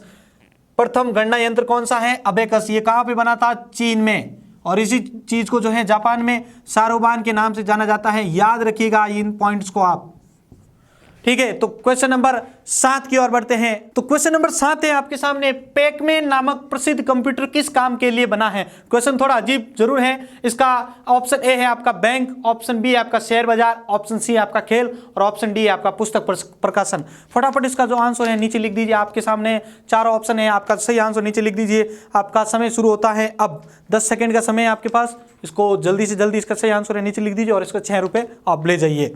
और इस वीडियो को आप अगर देख रहे हैं तो इस वीडियो को ज़्यादा से ज़्यादा अपने दोस्तों के साथ शेयर कीजिए, क्योंकि इसका दूसरा चरण भी आने वाला है। चलिए, आपका समय समाप्त हो चुका है। तो अब इसका सही आंसर होगा, पैकमैन नामक प्रसिद्ध कंप्यूटर किस काम के लिए बना है। तो पैकमैन नामक प्रसिद्ध कंप्यूटर खेल जगत के लिए बना है, स्पोर्ट्स के लिए बना है। चलिए बढ़ते हैं क्वेश्चन नंबर 8 की ओर। तो क्वेश्चन नंबर 8 है आपके सामने, क्रे क्या है। ऑप्शन ए है आपका माइक्रो कंप्यूटर। ऑप्शन बी है आपका mainframe computer. Option C है आपका मिनी कंप्यूटर और ऑप्शन डी है आपका सुपर कंप्यूटर। फटाफट आपका जो भी आंसर है नीचे कमेंट बॉक्स में लिख दीजिए। आपका समय शुरू होता है अब। 10 सेकंड का समय है। इस वीडियो को आप ज़्यादा से ज़्यादा लाइक, शेयर और कमेंट करना ना भूलें, क्योंकि अगर आप इसको लाइक, शेयर और कमेंट करेंगे तो हमारा मोटिवेशन बढ़ेगा और हम इसका दूसरा चरण भी आपके सामने जल्द ही लेकर आएंगे। चलिए, आपका जो है इसका समय समाप्त हो चुका है। इसका सही आंसर है सुपर कंप्यूटर। क्रे एक सुपर कंप्यूटर है, ठीक है। चलिए बढ़ते हैं अब क्वेश्चन नंबर 9 की ओर। तो क्वेश्चन नंबर 9 है आपके सामने, भारत में निर्मित प्रथम कंप्यूटर का क्या नाम है। इसका ऑप्शन ए है आपका आर्यभट्ट। ऑप्शन बी है आपका सिद्धार्थ। ऑप्शन सी है आपका अशोक और ऑप्शन डी है आपका बुद्ध। फटाफट आपका जो भी आंसर है नीचे कमेंट बॉक्स में लिख दीजिए। आपका समय शुरू हो रहा है अब। फटाफट कीजिए आपका आंसर, क्योंकि अगर दूसरे ने आप जिसका सही आंसर दे दिया तो आपके 6 रुपए गए इस क्वेश्चन के। तो जल्दी कीजिए, आपका जो भी आंसर है नीचे कमेंट बॉक्स में लिख दीजिए। चलिए, आपका समय समाप्त हो चुका है। इस क्वेश्चन का सही आंसर है, भारत में निर्मित प्रथम कंप्यूटर का क्या नाम है। तो उसका आंसर होगा आपके सिद्धार्थ, ठीक है। चलिए बढ़ते हैं अब क्वेश्चन नंबर 10 की ओर। तो क्वेश्चन नंबर 10 है आपके सामने, भारत में निर्मित प्रथम कंप्यूटर का विकास किस संस्था ने किया है। ऑप्शन ए है आपका IIT कानपुर। ऑप्शन बी आपका IIT दिल्ली। ऑप्शन सी आपका CDAC और ऑप्शन सी आपका BARC पार्क। फटाफट आपका जो भी आंसर है नीचे कमेंट बॉक्स में लिख दीजिए। आपका समय शुरू होता है अब। फटाफट लिख दीजिए, क्योंकि ये मौका अगर दूसरे को मिल गया तो इस क्वेश्चन का जो भी पैसा होगा वो ले जाएगा। तो आपको तेजी रखनी है। आपका जो भी फटाफट आंसर जो होता है नीचे कमेंट बॉक्स में लिखते रहिए, इसको लाइक भी करते रहिए। चलिए, आपका समय समाप्त हो चुका है। इसका सही आंसर है, भारत में निर्मित परम कंप्यूटर का विकास CDAC के द्वारा किया गया है। चलिए बढ़ते हैं क्वेश्चन नंबर 11 की ओर। तो क्वेश्चन नंबर 11 है आपके सामने, कीबोर्ड में फंक्शन कीज की संख्या कितनी है। वेरी इच इक्वेशन है। इसका इसका जो पहला ऑप्शन है 16, ऑप्शन बी आपका 12, ऑप्शन सी है आपका 19 और ऑप्शन डी है आपका 14। इसका आंसर आप जो है इसका हर कोई दे सकता है जिसने नॉर्मल कंप्यूटर साइंस कंप्यूटर के बारे में पढ़ा है। तो फटाफट इसका आंसर है जो नीचे कमेंट बॉक्स में दे दीजिए। आपका समय शुरू होता है अब। फटाफट कीजिए, आपका जो भी आंसर है नीचे कमेंट बॉक्स में लिख दीजिए, क्योंकि हमें दूसरे को मौका नहीं देना है, अपने आप को फटाफट इसका आंसर देने में जो है भागीदार समझना है। चलिए, आपका समय समाप्त हो चुका है। तो आपको पता होगा नॉर्मली कीबोर्ड में जो फंक्शन कीज की संख्या होती है वो होती है आपके B12। कहां से कहां तक? F1 से लेकर F12 तक। चलिए बढ़ते हैं क्वेश्चन नंबर 12 की ओर। तो क्वेश्चन नंबर 12 है आपके सामने, एलसीडी का पूर्ण रूप क्या है? एलसीडी का फुल फॉर्म बताना है आपको। ऑप्शन ए है आपका liquid crystal display, option B आपका lead crystal display, option C है आपका लिक्विड सेंट्रल डिस्प्ले और ऑप्शन डी है आपका लाइट सेंट्रल डिस्प्ले। फटाफट आपका आंसर जो है नीचे कमेंट बॉक्स में लिख दीजिए। आपके सामने 4 ऑप्शन दिए रखे हैं। आपका समय शुरू होता है अब। फटाफट कीजिए, आपका जो भी आंसर है नीचे कमेंट बॉक्स में लिख दीजिए ताकि इसका पैसा आप जीत सकें। और इस वीडियो को अपने दोस्तों के साथ ज़्यादा से ज़्यादा शेयर कर दें ताकि वो भी इसका फ़ायदा उठा सकें। चलिए, आपका जो समय है वो समाप्त हो चुका है। एलसीडी का फुल फॉर्म है लिक्विड क्रिस्टल डिस्प्ले। इसका सही आंसर है ए। जिस कैंडिडेट ने सबसे पहले ए का आंसर दे दिया है उसको ये 6 रुपये डिपॉजिट हो जाएंगे। चलिए बढ़ते हैं क्वेश्चन नंबर 13 की ओर। तो क्वेश्चन नंबर 13 है आपके सामने, डिस्क को ट्रैक और सेक्टर में विभाजित करने की प्रक्रिया क्या कहलाती है? ऑप्शन ए है आपका क्रैशिंग, ऑप्शन बी है आपका ट्रैकिंग, ऑप्शन सी है आपका फॉर्मेटिंग और ऑप्शन डी है आपका डाइसिंग। फटाफट आपका जो भी आंसर है नीचे कमेंट बॉक्स में लिख दीजिए, क्योंकि आपके पास सिर्फ 10 सेकंड का समय है। आपका जो समय शुरू होता है अब। फटाफट कीजिए, आपका जो भी आंसर है फटाफट लिख दीजिए नीचे ताकि इसका पैसा आपके पास डिपॉजिट हो सके। फटाफट कीजिए ताकि इसका पैसा आपको मिल सके। आपके पास सिर्फ 3 सेकंड का समय रह गए हैं। डिस्क को ट्रैक और सेक्टर में विभाजित करना है तो उसे क्या कहते हैं? चलिए, इसका सही आंसर है आपका डिस्क को ट्रैक और सेक्टर में विभाजित करने की प्रक्रिया कहलाती है आपके फॉर्मेटिंग। चलिए बढ़ते हैं क्वेश्चन नंबर 14 की ओर। तो क्वेश्चन नंबर 14 है आपके सामने, डॉस का पूर्ण रूप क्या है? यहाँ पे आपको डॉस का फुल फॉर्म बताना है। ऑप्शन ए है आपका disk operating system, option B है आपका disk off system, option C है आपका डिवाइस ऑपरेटिंग सिस्टम और ऑप्शन डी है आपका डोर ऑपरेटिंग सिस्टम। फटाफट आपका जो भी आंसर है नीचे कमेंट बॉक्स में लिख दीजिए। चलिए, आपका समय शुरू होता है अब। आपके पास 10 सेकंड का समय है। इसके बाद लास्ट क्वेश्चन है। इस क्वेश्चन सीरीज को आप ज़्यादा से ज़्यादा शेयर करें, लाइक करें, ठीक है। आपका समय समाप्त होने पर है, फटाफट इसका आंसर दे दीजिए। चलिए, डॉस का पूर्ण रूप है आपका DOS, DOS, disk operating system.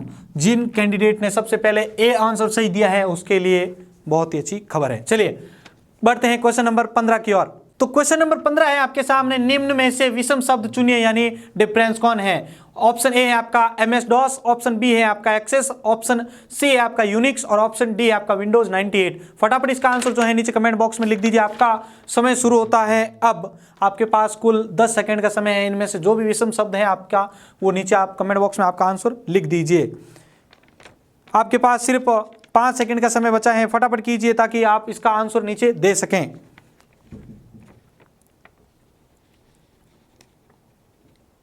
चलिए, आपका समय समाप्त हो चुका है। इसमें से विषम शब्द है आपका एक्सेस, यानी MS DOS आपका ऑपरेटिंग सिस्टम हो गया, यूनिक्स हो गया आपके ऑपरेटिंग सिस्टम, विंडोज 98 आपका हो गया ऑपरेटिंग सिस्टम, और ये आपका माइक्रोसॉफ्ट ऑफिस का एक वर्जन है जहां पे आप डाटाबेस मैनेजमेंट सिस्टम के संबंधित काम करते हैं। तो इस प्रकार आज की इस पूरी सीरीज को आपने देखा है। जिन विद्यार्थियों ने सबसे पहले सही आंसर दिए हैं उनको बेस्ट ऑफ लक, ताकि आपको जो है पर क्वेश्चन का आपको 6 रुपये आप जीते भी होंगे।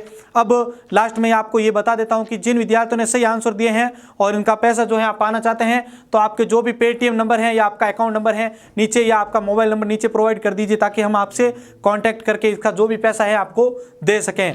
इसका सेकंड वर्जन भी आ रहा है, आंसर 2 पैसा जीतो का दूसरा चरण जो है बहुत जल्द शुरू हो रहा है। अगर आप इसको ज़्यादा से ज़्यादा शेयर करते हैं और हमें मोटिवेट करते हैं तो हम जल्द इसका सेकंड चरण भी लेके आ रहे हैं ताकि इसी प्रकार आप पैसे जीते रहें। मैं संपत आपसे अलविदा लेता हूं, धन्यवाद। अब हम शुरू करने जा रहे हैं पहला क्वेश्चन। एनविरा क्विज कॉन्टेस्ट के अंदर भारतीय इतिहास से पहला जो क्वेश्चन आपके लिए निकल कर आ रहा है बहुविकल्पी, वह आपके लिए क्वेश्चन निकला है इंडस वैली सिविलाइजेशन से। तो पहला क्वेश्चन जो आया है वह यह है कि सिंधु घाटी सभ्यता। सिंधु घाटी सभ्यता जो इंडस वैली सिविलाइजेशन के नाम से जानी जाती हैं का कार्बन 14 पद्धति के द्वारा इंडस वैली सिविलाइजेशन या सिंधु घाटी सभ्यता का कार्बन 14 पद्धति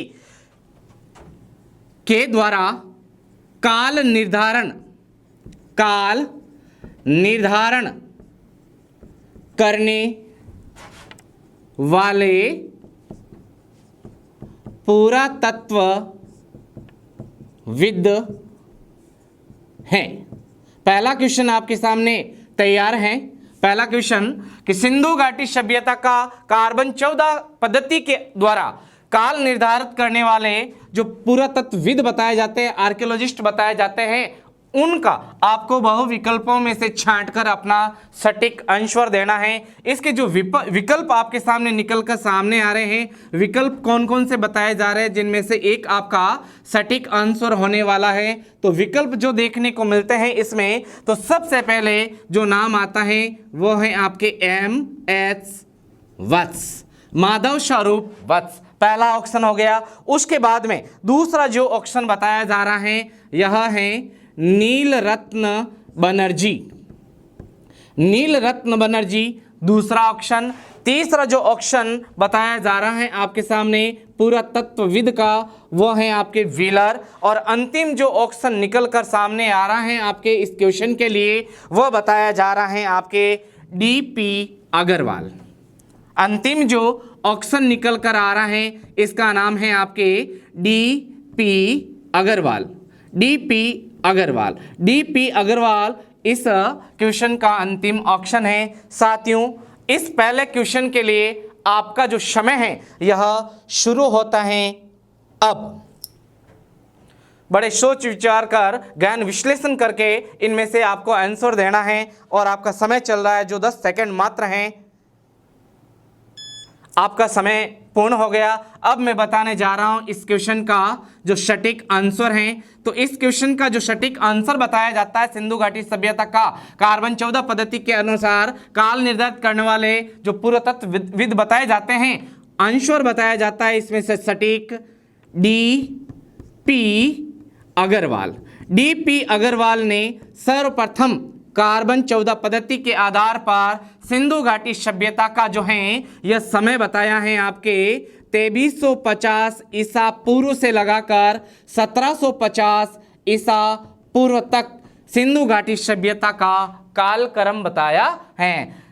कार्बन 14 पद्धति जिसे रेडियोधर्मिता के नाम से भी जाना जाता है, इसे अर्ध आयु काल के नाम से भी जाना जाता है। पहला क्वेश्चन जो है बहुविकल्पी, जिसमें से M.H. वत्स, नीलरत्न बनर्जी, व्हीलर और D.P. अग्रवाल, इनमें से जो सही आंसर आपके लिए चुना गया है यह है आपके D.P. अग्रवाल। D.P. अग्रवाल ने सिंधु घाटी सभ्यता का जो कार्बन 14 पद्धति के अकॉर्डिंग जो समय बताया है वो बताया 2350 से लगाकर 1750 ईसा पूर्व और नाम D.P. अग्रवाल। साथियों, अब आपके सामने दूसरा क्वेश्चन मैं रखने जा रहा हूं अपने इस एनवीरा प्लेटफॉर्म पर जो क्विज कॉन्टेस्ट चल रहा है। इसके दरमियान जो दूसरा क्वेश्चन आपके लिए निकल कर आ रहा है वह है कि यह भी आपके दूसरा क्वेश्चन भी सिंधु घाटी सभ्यता से निकलकर सामने आ रहा है।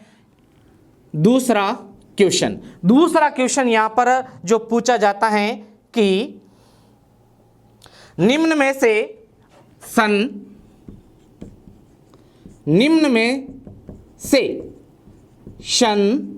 1921 ईस्वी, निम्न में से सन 1921 ईस्वी में गोपाल मंजूमदार द्वारा खोजा गया स्थल, गोपाल मंजूमदार, निम्न में से जो 1921 ईस्वी में गोपाल मंजूमदार जो पुरातत्वविद बताए जाते हैं द्वारा खोजा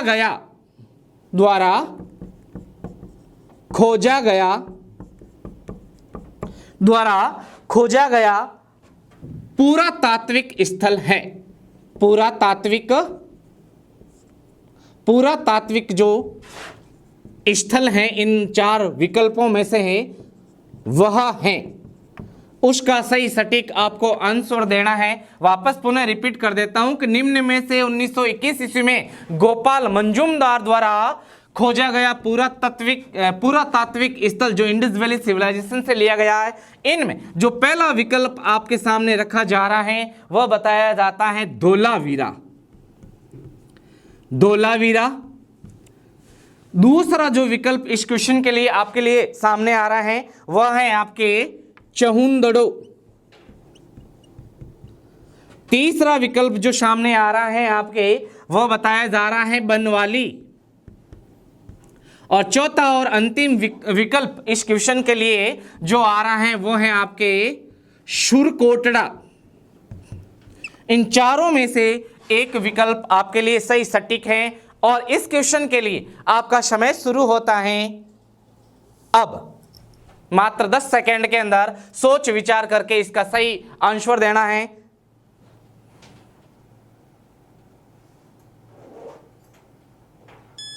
आपका समय पूर्ण हुआ।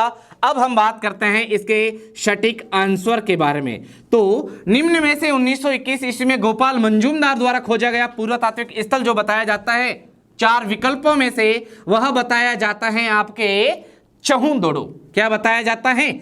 चहुंदड़ो इसका सही विकल्प बताया जाता है, सही सटीक आंसर बताया जाता है चहुंदड़ो। अब चहुंदड़ो क्यों प्रसिद्ध हुआ है? तो चहुंदड़ो जो है यह पुरातात्विक स्थल इसलिए प्रसिद्ध हुआ क्योंकि यहाँ पर एक विशिष्ट कारखाना स्थापित किया गया था मन का निर्माण का।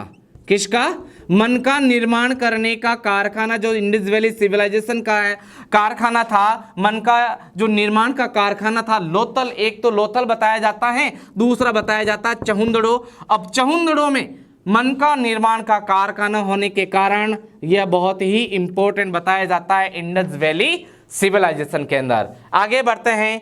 तीसरा क्वेश्चन जो आपके लिए निकल कर सामने आ रहा है वो है आपके महाजनपद काल से। तीसरा क्वेश्चन जो निकल कर आ रहा है वो बताया जाता है आपके महाजनपद काल से। महाजनपद काल अर्थात जनपद किसे कहते हैं? प्रमुख जो 16 महाजनपद हैं इनकी राजधानियों से संबंधित हम एनवीरा प्लेटफॉर्म पर एक ऑलरेडी ऐतिहासिक वीडियो लेकर आगे थे और उसको दरमियान रखते हुए आपको इस तीसरे क्वेश्चन का सटीक आंसर देना है। क्वेश्चन यह है कि चेदी महाजनपद की राजधानी है। निम्न में से चेदी महाजनपद, निम्न में से चेदी महाजनपद की राजधानी, ठीक, निम्न में से चेदी महाजनपद की राजधानी कौन सी बताई जाती है? जो विकल्प आपके सामने रखे जा रहे हैं 4 बहुविकल्प, इनके माध्यम से आपको आपका सटीक आंसर अपने जो देना है। तो पहला जो विकल्प निकल कर आ रहा है इसके लिए वह बताया जाता है आपके शक्तिमती। पहला ऑप्शन शक्तिमती। दूसरा जो ऑप्शन बताया जा रहा है वो बताया जा रहा है वैशाली। तीसरा जो महाजनपद बताया जा रहा है, जनपद की राजधानी बताई जा रही है वो बताई जा रही है श्रावस्ती। चौथी और अंतिम जो बहुविकल्प आपके सामने निकल कर आ रहा है वो बताया जाता है कौशाम्बी। साथियों, ये जो क्वेश्चन है ये महाजनपद से पुट हुआ और कई बार अनेक कंपटीशन जो है इनमें भी इससे सवाल निकलकर सामने आते हैं। साथियों, क्वेश्चन और विकल्प आपके सामने तैयार हैं। आपका समय शुरू होता है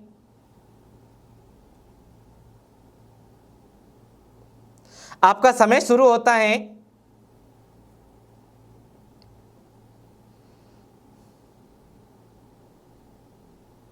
अब।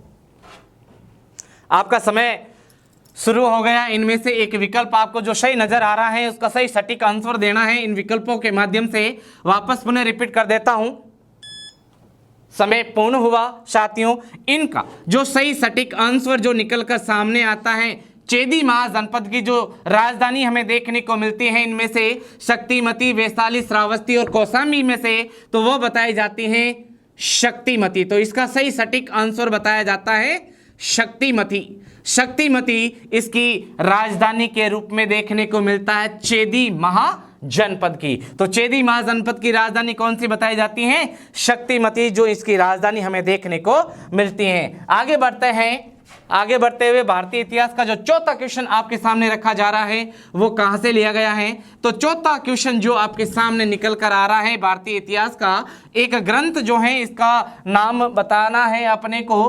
ग्रंथ के जो रचनाकार हैं, ग्रंथ का नाम बताना है और वो एक देश से संबंध रखता है। चौथा जो क्वेश्चन आपके सामने रखा जाता है, क्वेश्चन है कि तिब्बत के इतिहास से संबंधित पुस्तक है।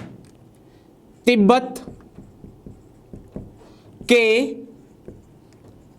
इतिहास से संबंधित पुस्तक।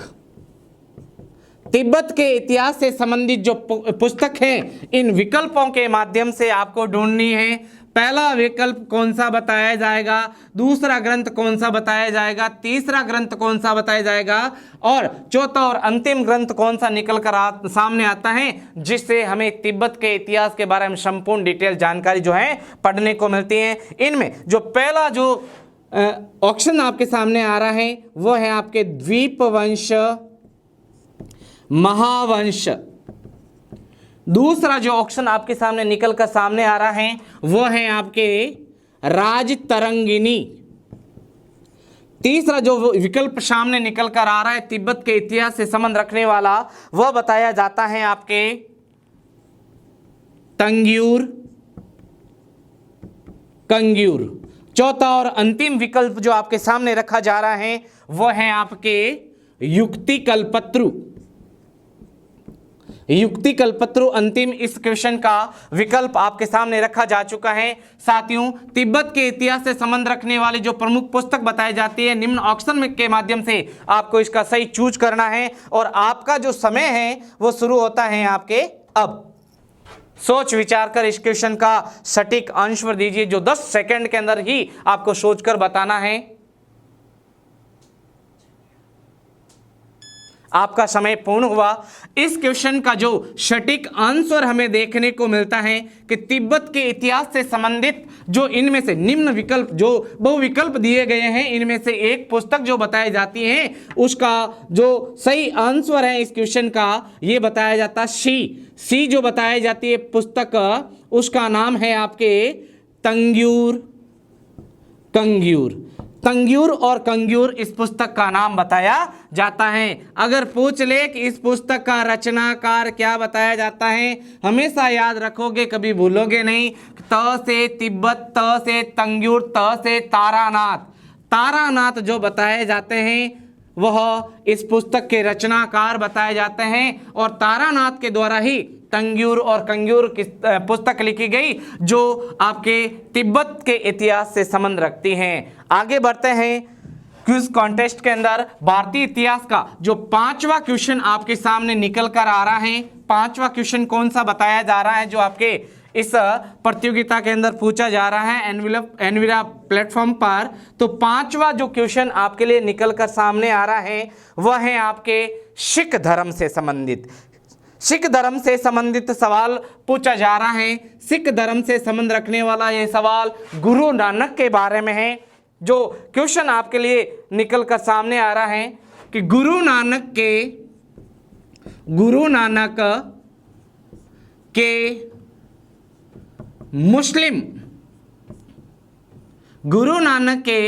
मुस्लिम शिष्य का नाम था।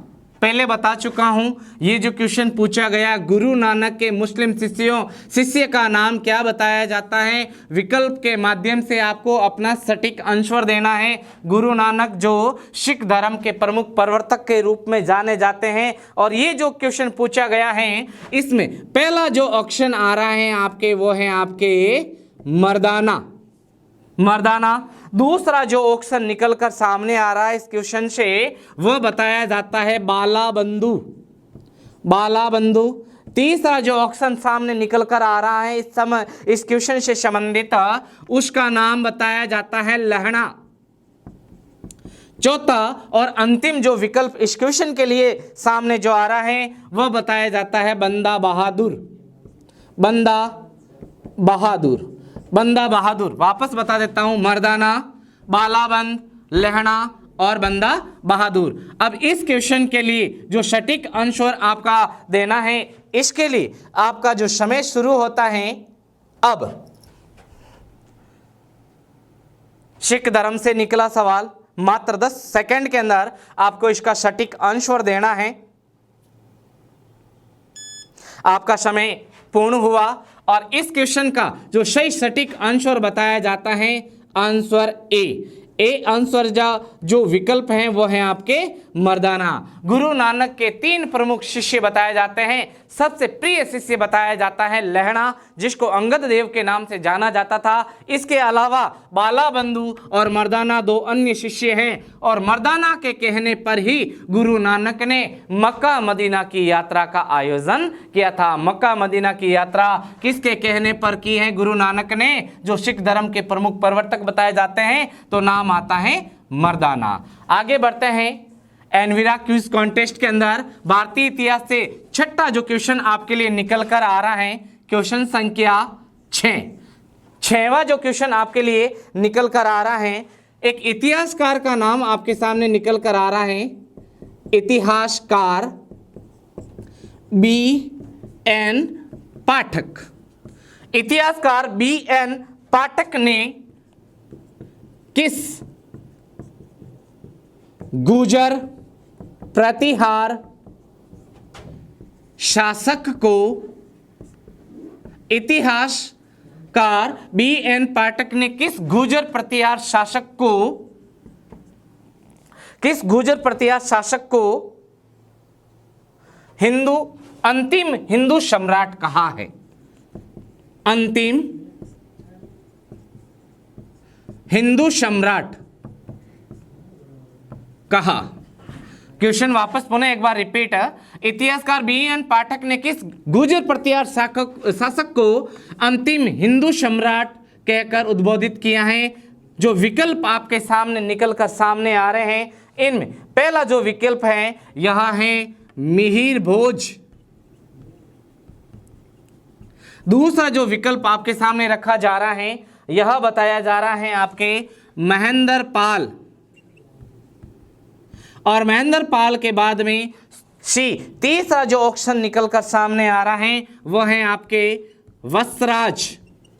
और अंतिम D ऑप्शन जो बताया जा रहा है इस बहुविकल्पी प्रश्न के अंदर, वह है आपके नागभट्ट प्रथम। साथियों, इस क्वेश्चन के लिए आपका जो समय शुरू होता है अब।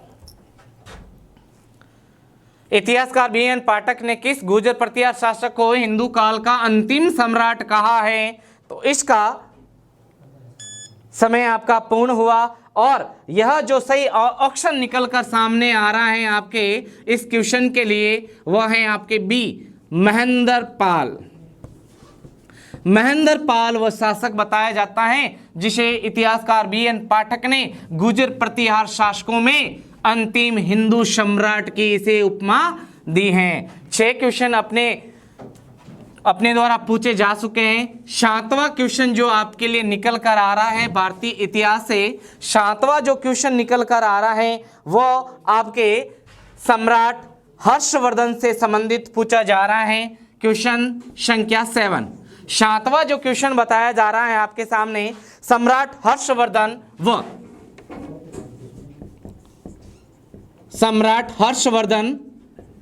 व पुलकेशिन द्वितीय के मध्य नर्मदा नदी का युद्ध कब लड़ा गया था?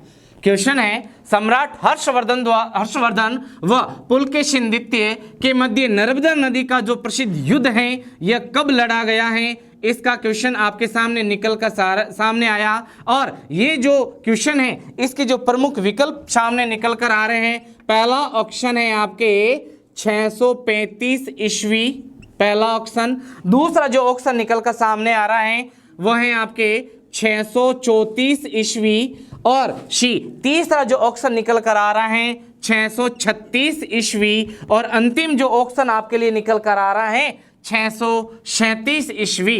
इनमें से जो सही विकल्प आपके लिए चुना गया है इसके लिए आपका समय शुरू होता है अब।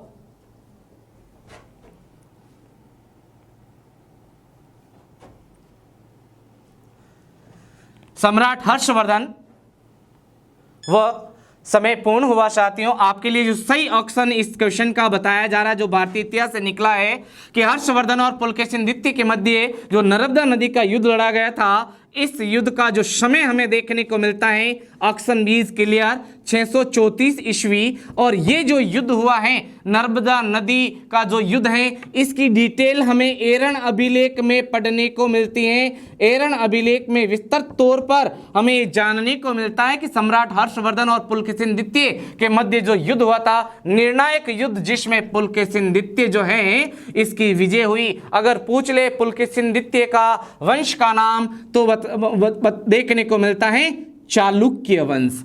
आगे बढ़ते हैं नंबर 8 क्वेश्चन। वो 8वां क्वेश्चन आपके सामने रखने जा रहा हूं, क्वेश्चन संख्या 8। क्वेश्चन संख्या 8 तो ये क्वेश्चन है हेनसांग वेनसांग शांग वेनसांग कृत शी यू की। हेनसांकृत ग्रंथ सी यू की व अन्य एक ग्रंथ आर्य मंजूश्री मूलकल्प, मंजूश्री मूलकल्प में, आर्य मंजूश्री मूलकल्प ग्रंथ में हर्षवर्धन को किस जाति का बताया गया है। क्वेश्चन है कि हेनसांकृत शीयू की व आर्य मंजूश्री मूलकल्प ग्रंथ में हर्षवर्धन को किस जाति का या गोत्र का बताया गया है। इस क्वेश्चन के अंदर आपको इसका सही सटीक आंसर देना है। तो इसके जो 4 विकल्प आपके सामने निकल कर आ रहे हैं, जो आपके सही सटीक सवाल इनमें से ही निकल कर सामने आएगा। तो पहला जो विकल्प आपके सामने रखा जा रहा है, पहला विकल्प है आपके शूद्र, दूसरा है आपके खोकर, तीसरा जो विकल्प सामने निकल कर आ रहा है वो बताया गया है वैश्य, और अंतिम जो विकल्प बताया गया है वो बताया गया है ब्राह्मण। अर्थात हेनसांकृत ग्रंथ शीयू की व आर्य मंजूश्री मूलकल्प में सम्राट हर्षवर्धन को किस गोत्रीय जाति से संबंध रखने वाला बताया है। तो इसका आंसर जो देना है इसके लिए आपका समय शुरू होता है अब।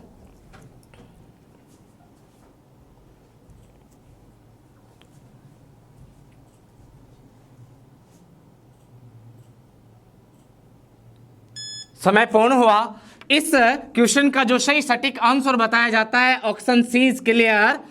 सम्राट हर्षवर्धन को हेनसांकृत शीयू की व आर्य मंजूश्री मूलकल्प ग्रंथ के अनुसार इसे वैश्य जाति का बताया गया है। आगे बढ़ते हैं 8वें के बाद में 9वां जो क्वेश्चन आपको पूछा जा रहा है भारतीय इतिहास से।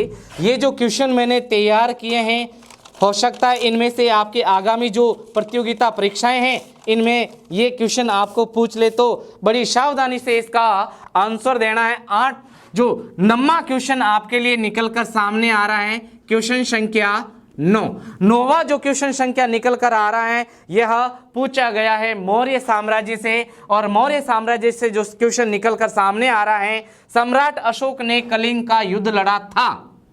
सम्राट अशोक ने कलिंग का युद्ध लड़ा। सम्राट अशोक के द्वारा कलिंग का जो युद्ध लड़ा गया है, सवाल क्या पूछ रहा है आपसे कि सवाल जो है ये समय के बारे में जानकारी पूछ रहा है कि सम्राट अशोक के द्वारा जो Kalinga, the battle of Kalinga का जो युद्ध है ये कब लड़ा गया था। तो इसके सही जो आंसर आपके सामने विकल्प के माध्यम से रखे जा रहे हैं वो है आपके पहला ऑप्शन 265 BC, दूसरा जो ऑप्शन है यह है आपके 267 BC, तीसरा जो ऑप्शन है यह है आपके 261 ईसा पूर्व या BC, तीसरा और चौथा और अंतिम जो ऑप्शन है यह बताया जाता है 267 BC। अब इनमें से आपको सही सटीक जो है जवाब देना है। आपका समय शुरू होता है अब।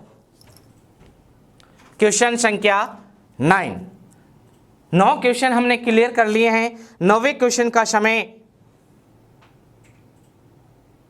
पूर्ण हुआ और इसका जो सही सटीक आंसर है यह बताया जाता है 261 BC। Option C is clear कि राजा बनने के 8 वर्ष पश्चात अर्थात सम्राट अशोक का राज्यारोहण बताया जाता है 269 ईसा पूर्व -8 वर्ष। 261 ईसा पूर्व में इसने जो प्रसिद्ध युद्ध लड़ा है इसका नाम बताया जाता है द बैटल ऑफ कलिंग। आगे बढ़ते हैं नंबर 10वां जो क्वेश्चन आपके लिए सामने जो निकल कर आ रहा है क्वेश्चन संख्या 10 जो है यह क्वेश्चन जो है आपके सम्राट अशोक से संबंधित ही बताया गया कि अशोक के शौपारा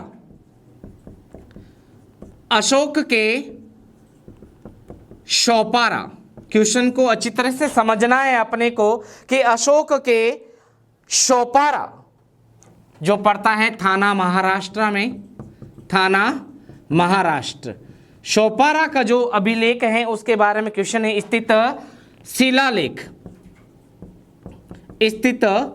शिलालेख की खोज। वापस पुनः अशोक के शौपारा जो थाना महाराष्ट्र में पड़ता है स्थित शिलालेख की खोज जो क्वेश्चन पूछा जा रहा है किसने की। इस शिलालेख की खोज जो है ये किसने की है इसके बारे में जो विकल्प आपके सामने प्रिपेयर हैं उनमें पहला जो विकल्प सामने निकल कर आ रहा है वो है कोर्ट। बी जो ऑप्शन आपके सामने रखा जा रहा है सम्राट अशोक के शिलालेख के लिए उसका नाम है भगवान लाल। तीसरा जो ऑप्शन आपके सामने रखा जा रहा है ऑप्शन सी ये बताया जाता है आपके किट्टू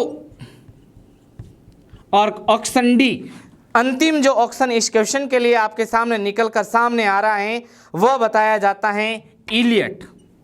क्या नाम? इलियट। तो ये जो क्वेश्चन है अशोक के शौपारा जो थाना महाराष्ट्र में पड़ता है स्थित शिलालेख की खोज किसने की। अब आपका समय शुरू होता है इस क्वेश्चन के लिए। अब सोच विचार के इसका सही सटीक आंसर देना है। अशोक के शौपारा शिलालेख की खोज निम्न में से किसने की है। इसका सही आंसर समय पूर्ण हुआ और इस क्वेश्चन का जो सही सटीक आंसर बताया जाता है वह बताया जाता है भगवान लाल। भगवान लाल ने इस शिलालेख की क्या की है? खोज की है। आगे बढ़ते हैं क्वेश्चन संख्या 11वां जो क्वेश्चन भारतीय इतिहास से निकलकर सामने आ रहा है आपके लिए वह यह बताया जाता है कि मौर्य काल, यह भी आपके मौर्य काल से संबंध रखने वाला क्वेश्चन है। मौर्य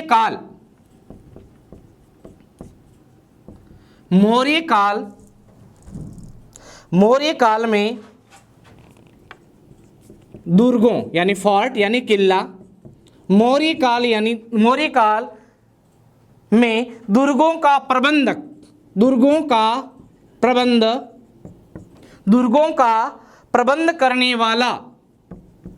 करने वाला प्रमुख विभागाध्यक्ष है। ये जो 4 विकल्प हैं इनमें से आपका सही आंसर, सही सटीक आंसर इनमें से आपको पूछा जा रहा है कि मौर्य काल के अंदर जो 18 विभाग जिन्हें तीर्थ कहा जाता है इनमें से दुर्ग यानी फोर्ट यानी किलों का सही तरीके से प्रबंध करने वाला जो प्रमुख विभागाध्यक्ष है इनमें से कौन सा बताया जाता है। विभागाध्यक्ष को क्या कहा जाता है, यह क्वेश्चन है आपके लिए। तो ऑप्शन ए में बताया जाता है अंतपाल। ऑप्शन बी के अंदर आपको देखने को मिलता है दुर्गपाल। ऑप्शन सी के अंदर जो इस क्वेश्चन के लिए बताया जा रहा है वो बताया जाता है प्रशास्ता। और ऑप्शन डी जो आपके लिए सामने निकल कर आ रहा है उसे कहते हैं प्रतिष्ठा। अब इनमें से जो सही ऑप्शन है उसका आपको चुनाव करना है। आपका समय शुरू होता है अब। मौर्य काल से संबंध रखने वाला विभागाध्यक्ष जिन्हें तीर्थ कहा जाता है उससे सवाल निकलकर सामने आया है। मौर्य काल में दुर्गों का प्रबंध समय पूर्ण हुआ और इस क्वेश्चन का जो सही सटीक आंसर है उसे दुर्गपाल के नाम से जाना जाता है। दुर्गपाल वह विभागाध्यक्ष होता था जो प्रमुख किलों का प्रबंध रखने वाला बताया जाता है। आगे बढ़ते हैं। अगला जो क्वेश्चन है वह आपके इस्लाम धर्म से निकलकर सामने आ रहा है और इस्लाम धर्म में जो 5 प्रकार की नमाजें पढ़ी जाती हैं उससे संबंध रखने वाला क्वेश्चन है। क्वेश्चन संख्या 12। 12वां जो क्वेश्चन पूछा जा रहा है कि मुस्लिम धर्म में दोपहर मुस्लिम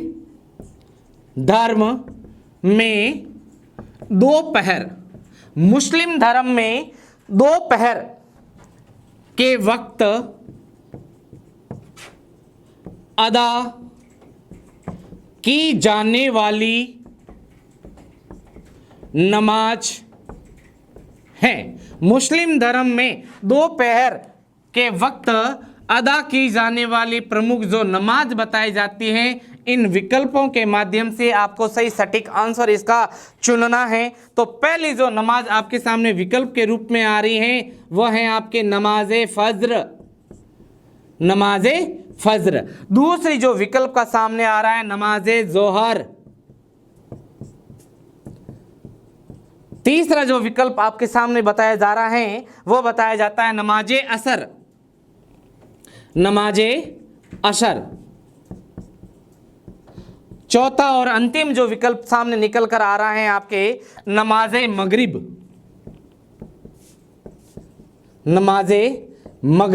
अब इनके विकल्प के माध्यम से आपको इसका सही सटीक आंसर देना है। आपका जो समय है यह शुरू होता है अब। मुस्लिम धर्म से संबंध रखने वाला क्वेश्चन है। इसमें जो नमाज पूछी गई है उसका सही सटीक आंसर बताना है जो दोपहर के वक्त पूछी अदा की जाती है। समय पूर्ण हुआ और इस क्वेश्चन के लिए जो सही सटीक जो आंसर है वो बताई जाती है नमाजे अज़्र, नमाजे फज्र, नमाजे जोहर, नमाजे मगरिब, नमाजे इंसा, नमाजे असर। प्रमुख रूप से 5 प्रकार की नमाजें बताई जाती हैं मुस्लिम धर्म के अंदर। आगे बढ़ते हैं। 13वां जो क्वेश्चन निकल कर आ रहा है इस क्विज कॉन्टेस्ट के माध्यम से जो बताया जा रहा है आपके 13वां क्वेश्चन किस रूप में आपके सामने प्रेजेंट किया जा रहा है। तो यह क्वेश्चन है आपके संगम काल से संबंध रखने वाला क्वेश्चन कि संगम काल में ये क्वेश्चन जो लिया गया है दक्षिण भारतीय इतिहास से लिया गया है। संगम काल में तमिल कवियों द्वारा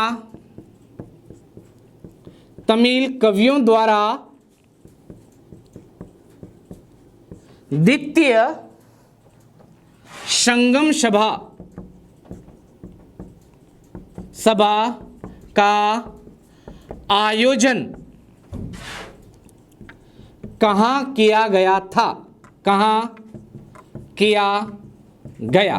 दक्षिण भारत से निकलकर सामने आया क्वेश्चन कि संगम काल में जो है तमिल कवियों द्वारा द्वितीय संगम सभा का आयोजन कहाँ किया गया था। 4 विकल्प आपके सामने रखे जा रहे हैं। चारों विकल्प में जो पहला विकल्प है वो है आपके कपाटपुरम। दूसरा जो विकल्प आपके सामने आ रहा है वह बताया जाता है मदुरै। तीसरा जो विकल्प आपके सामने रखा जा रहा है वह रखा जा रहा है तंजौर। और अंतिम जो सही विकल्प आपके सामने जो पूछा जा रहा है वह है आपके मछलीपट्टनम। इस क्वेश्चन का सही सटीक सवाल जो आंसर है आपको देना है। आपका समय शुरू होता है अब। संगम काल से लिया गया क्वेश्चन है आपके जो 100 से लगाकर 250 ईस्वी आंसर समय पूर्ण हुआ आपका। और इस क्वेश्चन के लिए जो सही सटीक जो आंसर निकल कर सामने आ रहा है वह है आपके कपाटपुरम। आगे बढ़ते हैं। भारतीय इतिहास का जो चौथा क्वेश्चन आपके लिए इस क्विज के माध्यम से निकल कर सामने आ रहा है। 14वां जो क्वेश्चन है वो कौन सा क्वेश्चन आपके लिए सामने निकल कर आ रहा है? तो 14वां जो क्वेश्चन आपके लिए जो प्रिपेयर हुआ है वह बताया जाता है आपके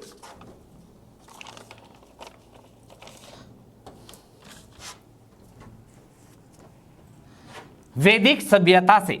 वैदिक सभ्यता से क्वेश्चन निकला है, पुट हुआ है आपके लिए। क्वेश्चन है शतपथ किस वेद का ग्रंथ है?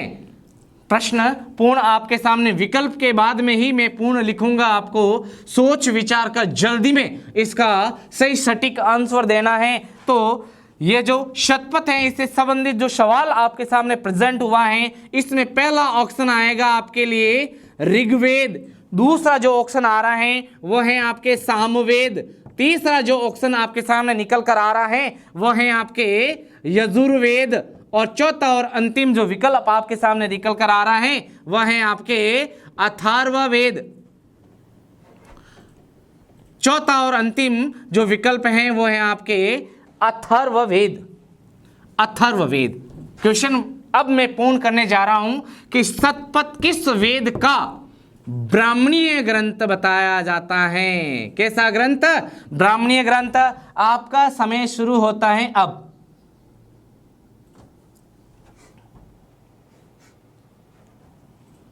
ऋग्वेद से पूछा गया क्वेश्चन,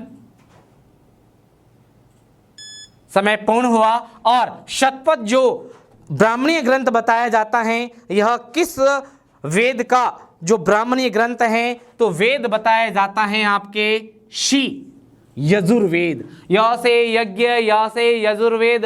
यज्ञों की जानकारी जिस वेद में है उसे यजुर्वेद कहा जाता है, जिसका ब्राह्मणीय ग्रंथ बताया जाता है शतपथ। अंतिम क्वेश्चन की तरफ वापस मुड़ जाते हैं। भारतीय इतिहास का जो क्विज हुआ है एनवीरा प्लेटफॉर्म पर, इसका अंतिम क्वेश्चन आपके सामने रखने जा रहा हूं। क्वेश्चन संख्या 15 जो आपके सामने निकल कर आ रहा है वह है आपके, यह क्वेश्चन लिया गया है आपके विजयनगर साम्राज्य से। विजयनगर साम्राज्य, विजयनगर साम्राज्य जिसकी राजधानी हम्पी बताई जाती है उससे निकलकर सामने आपके लिए सवाल आ रहा है। विजयनगर साम्राज्य में 50 गांवों के समूह को कहा जाता था। विजयनगर साम्राज्य में 50 गांवों के समूह को क्या कहा जाता था? इन विकल्पों में सही इसका आंसर आपके सामने निकलकर सामने आ रहा है। तो पहला जो विकल्प है इसे कहा जाता है स्थानीय। दूसरा जो विकल्प है इस क्वेश्चन के लिए सही सटीक, इसे कहा जाता है चेलाग्राम। तीसरा जो सही सटीक इसका जो आंसर होगा आपके अनुसार इसे कहते हैं मेलाग्राम। और अंतिम इसका जो सही विकल्प आपके द्वारा जो हो सकता है इसे खारवर्टिक नाम दिया गया। क्या दिया गया है? खारवर्टिक नाम दिया गया है। आपका जो समय शुरू होता है इस क्वेश्चन के लिए अब।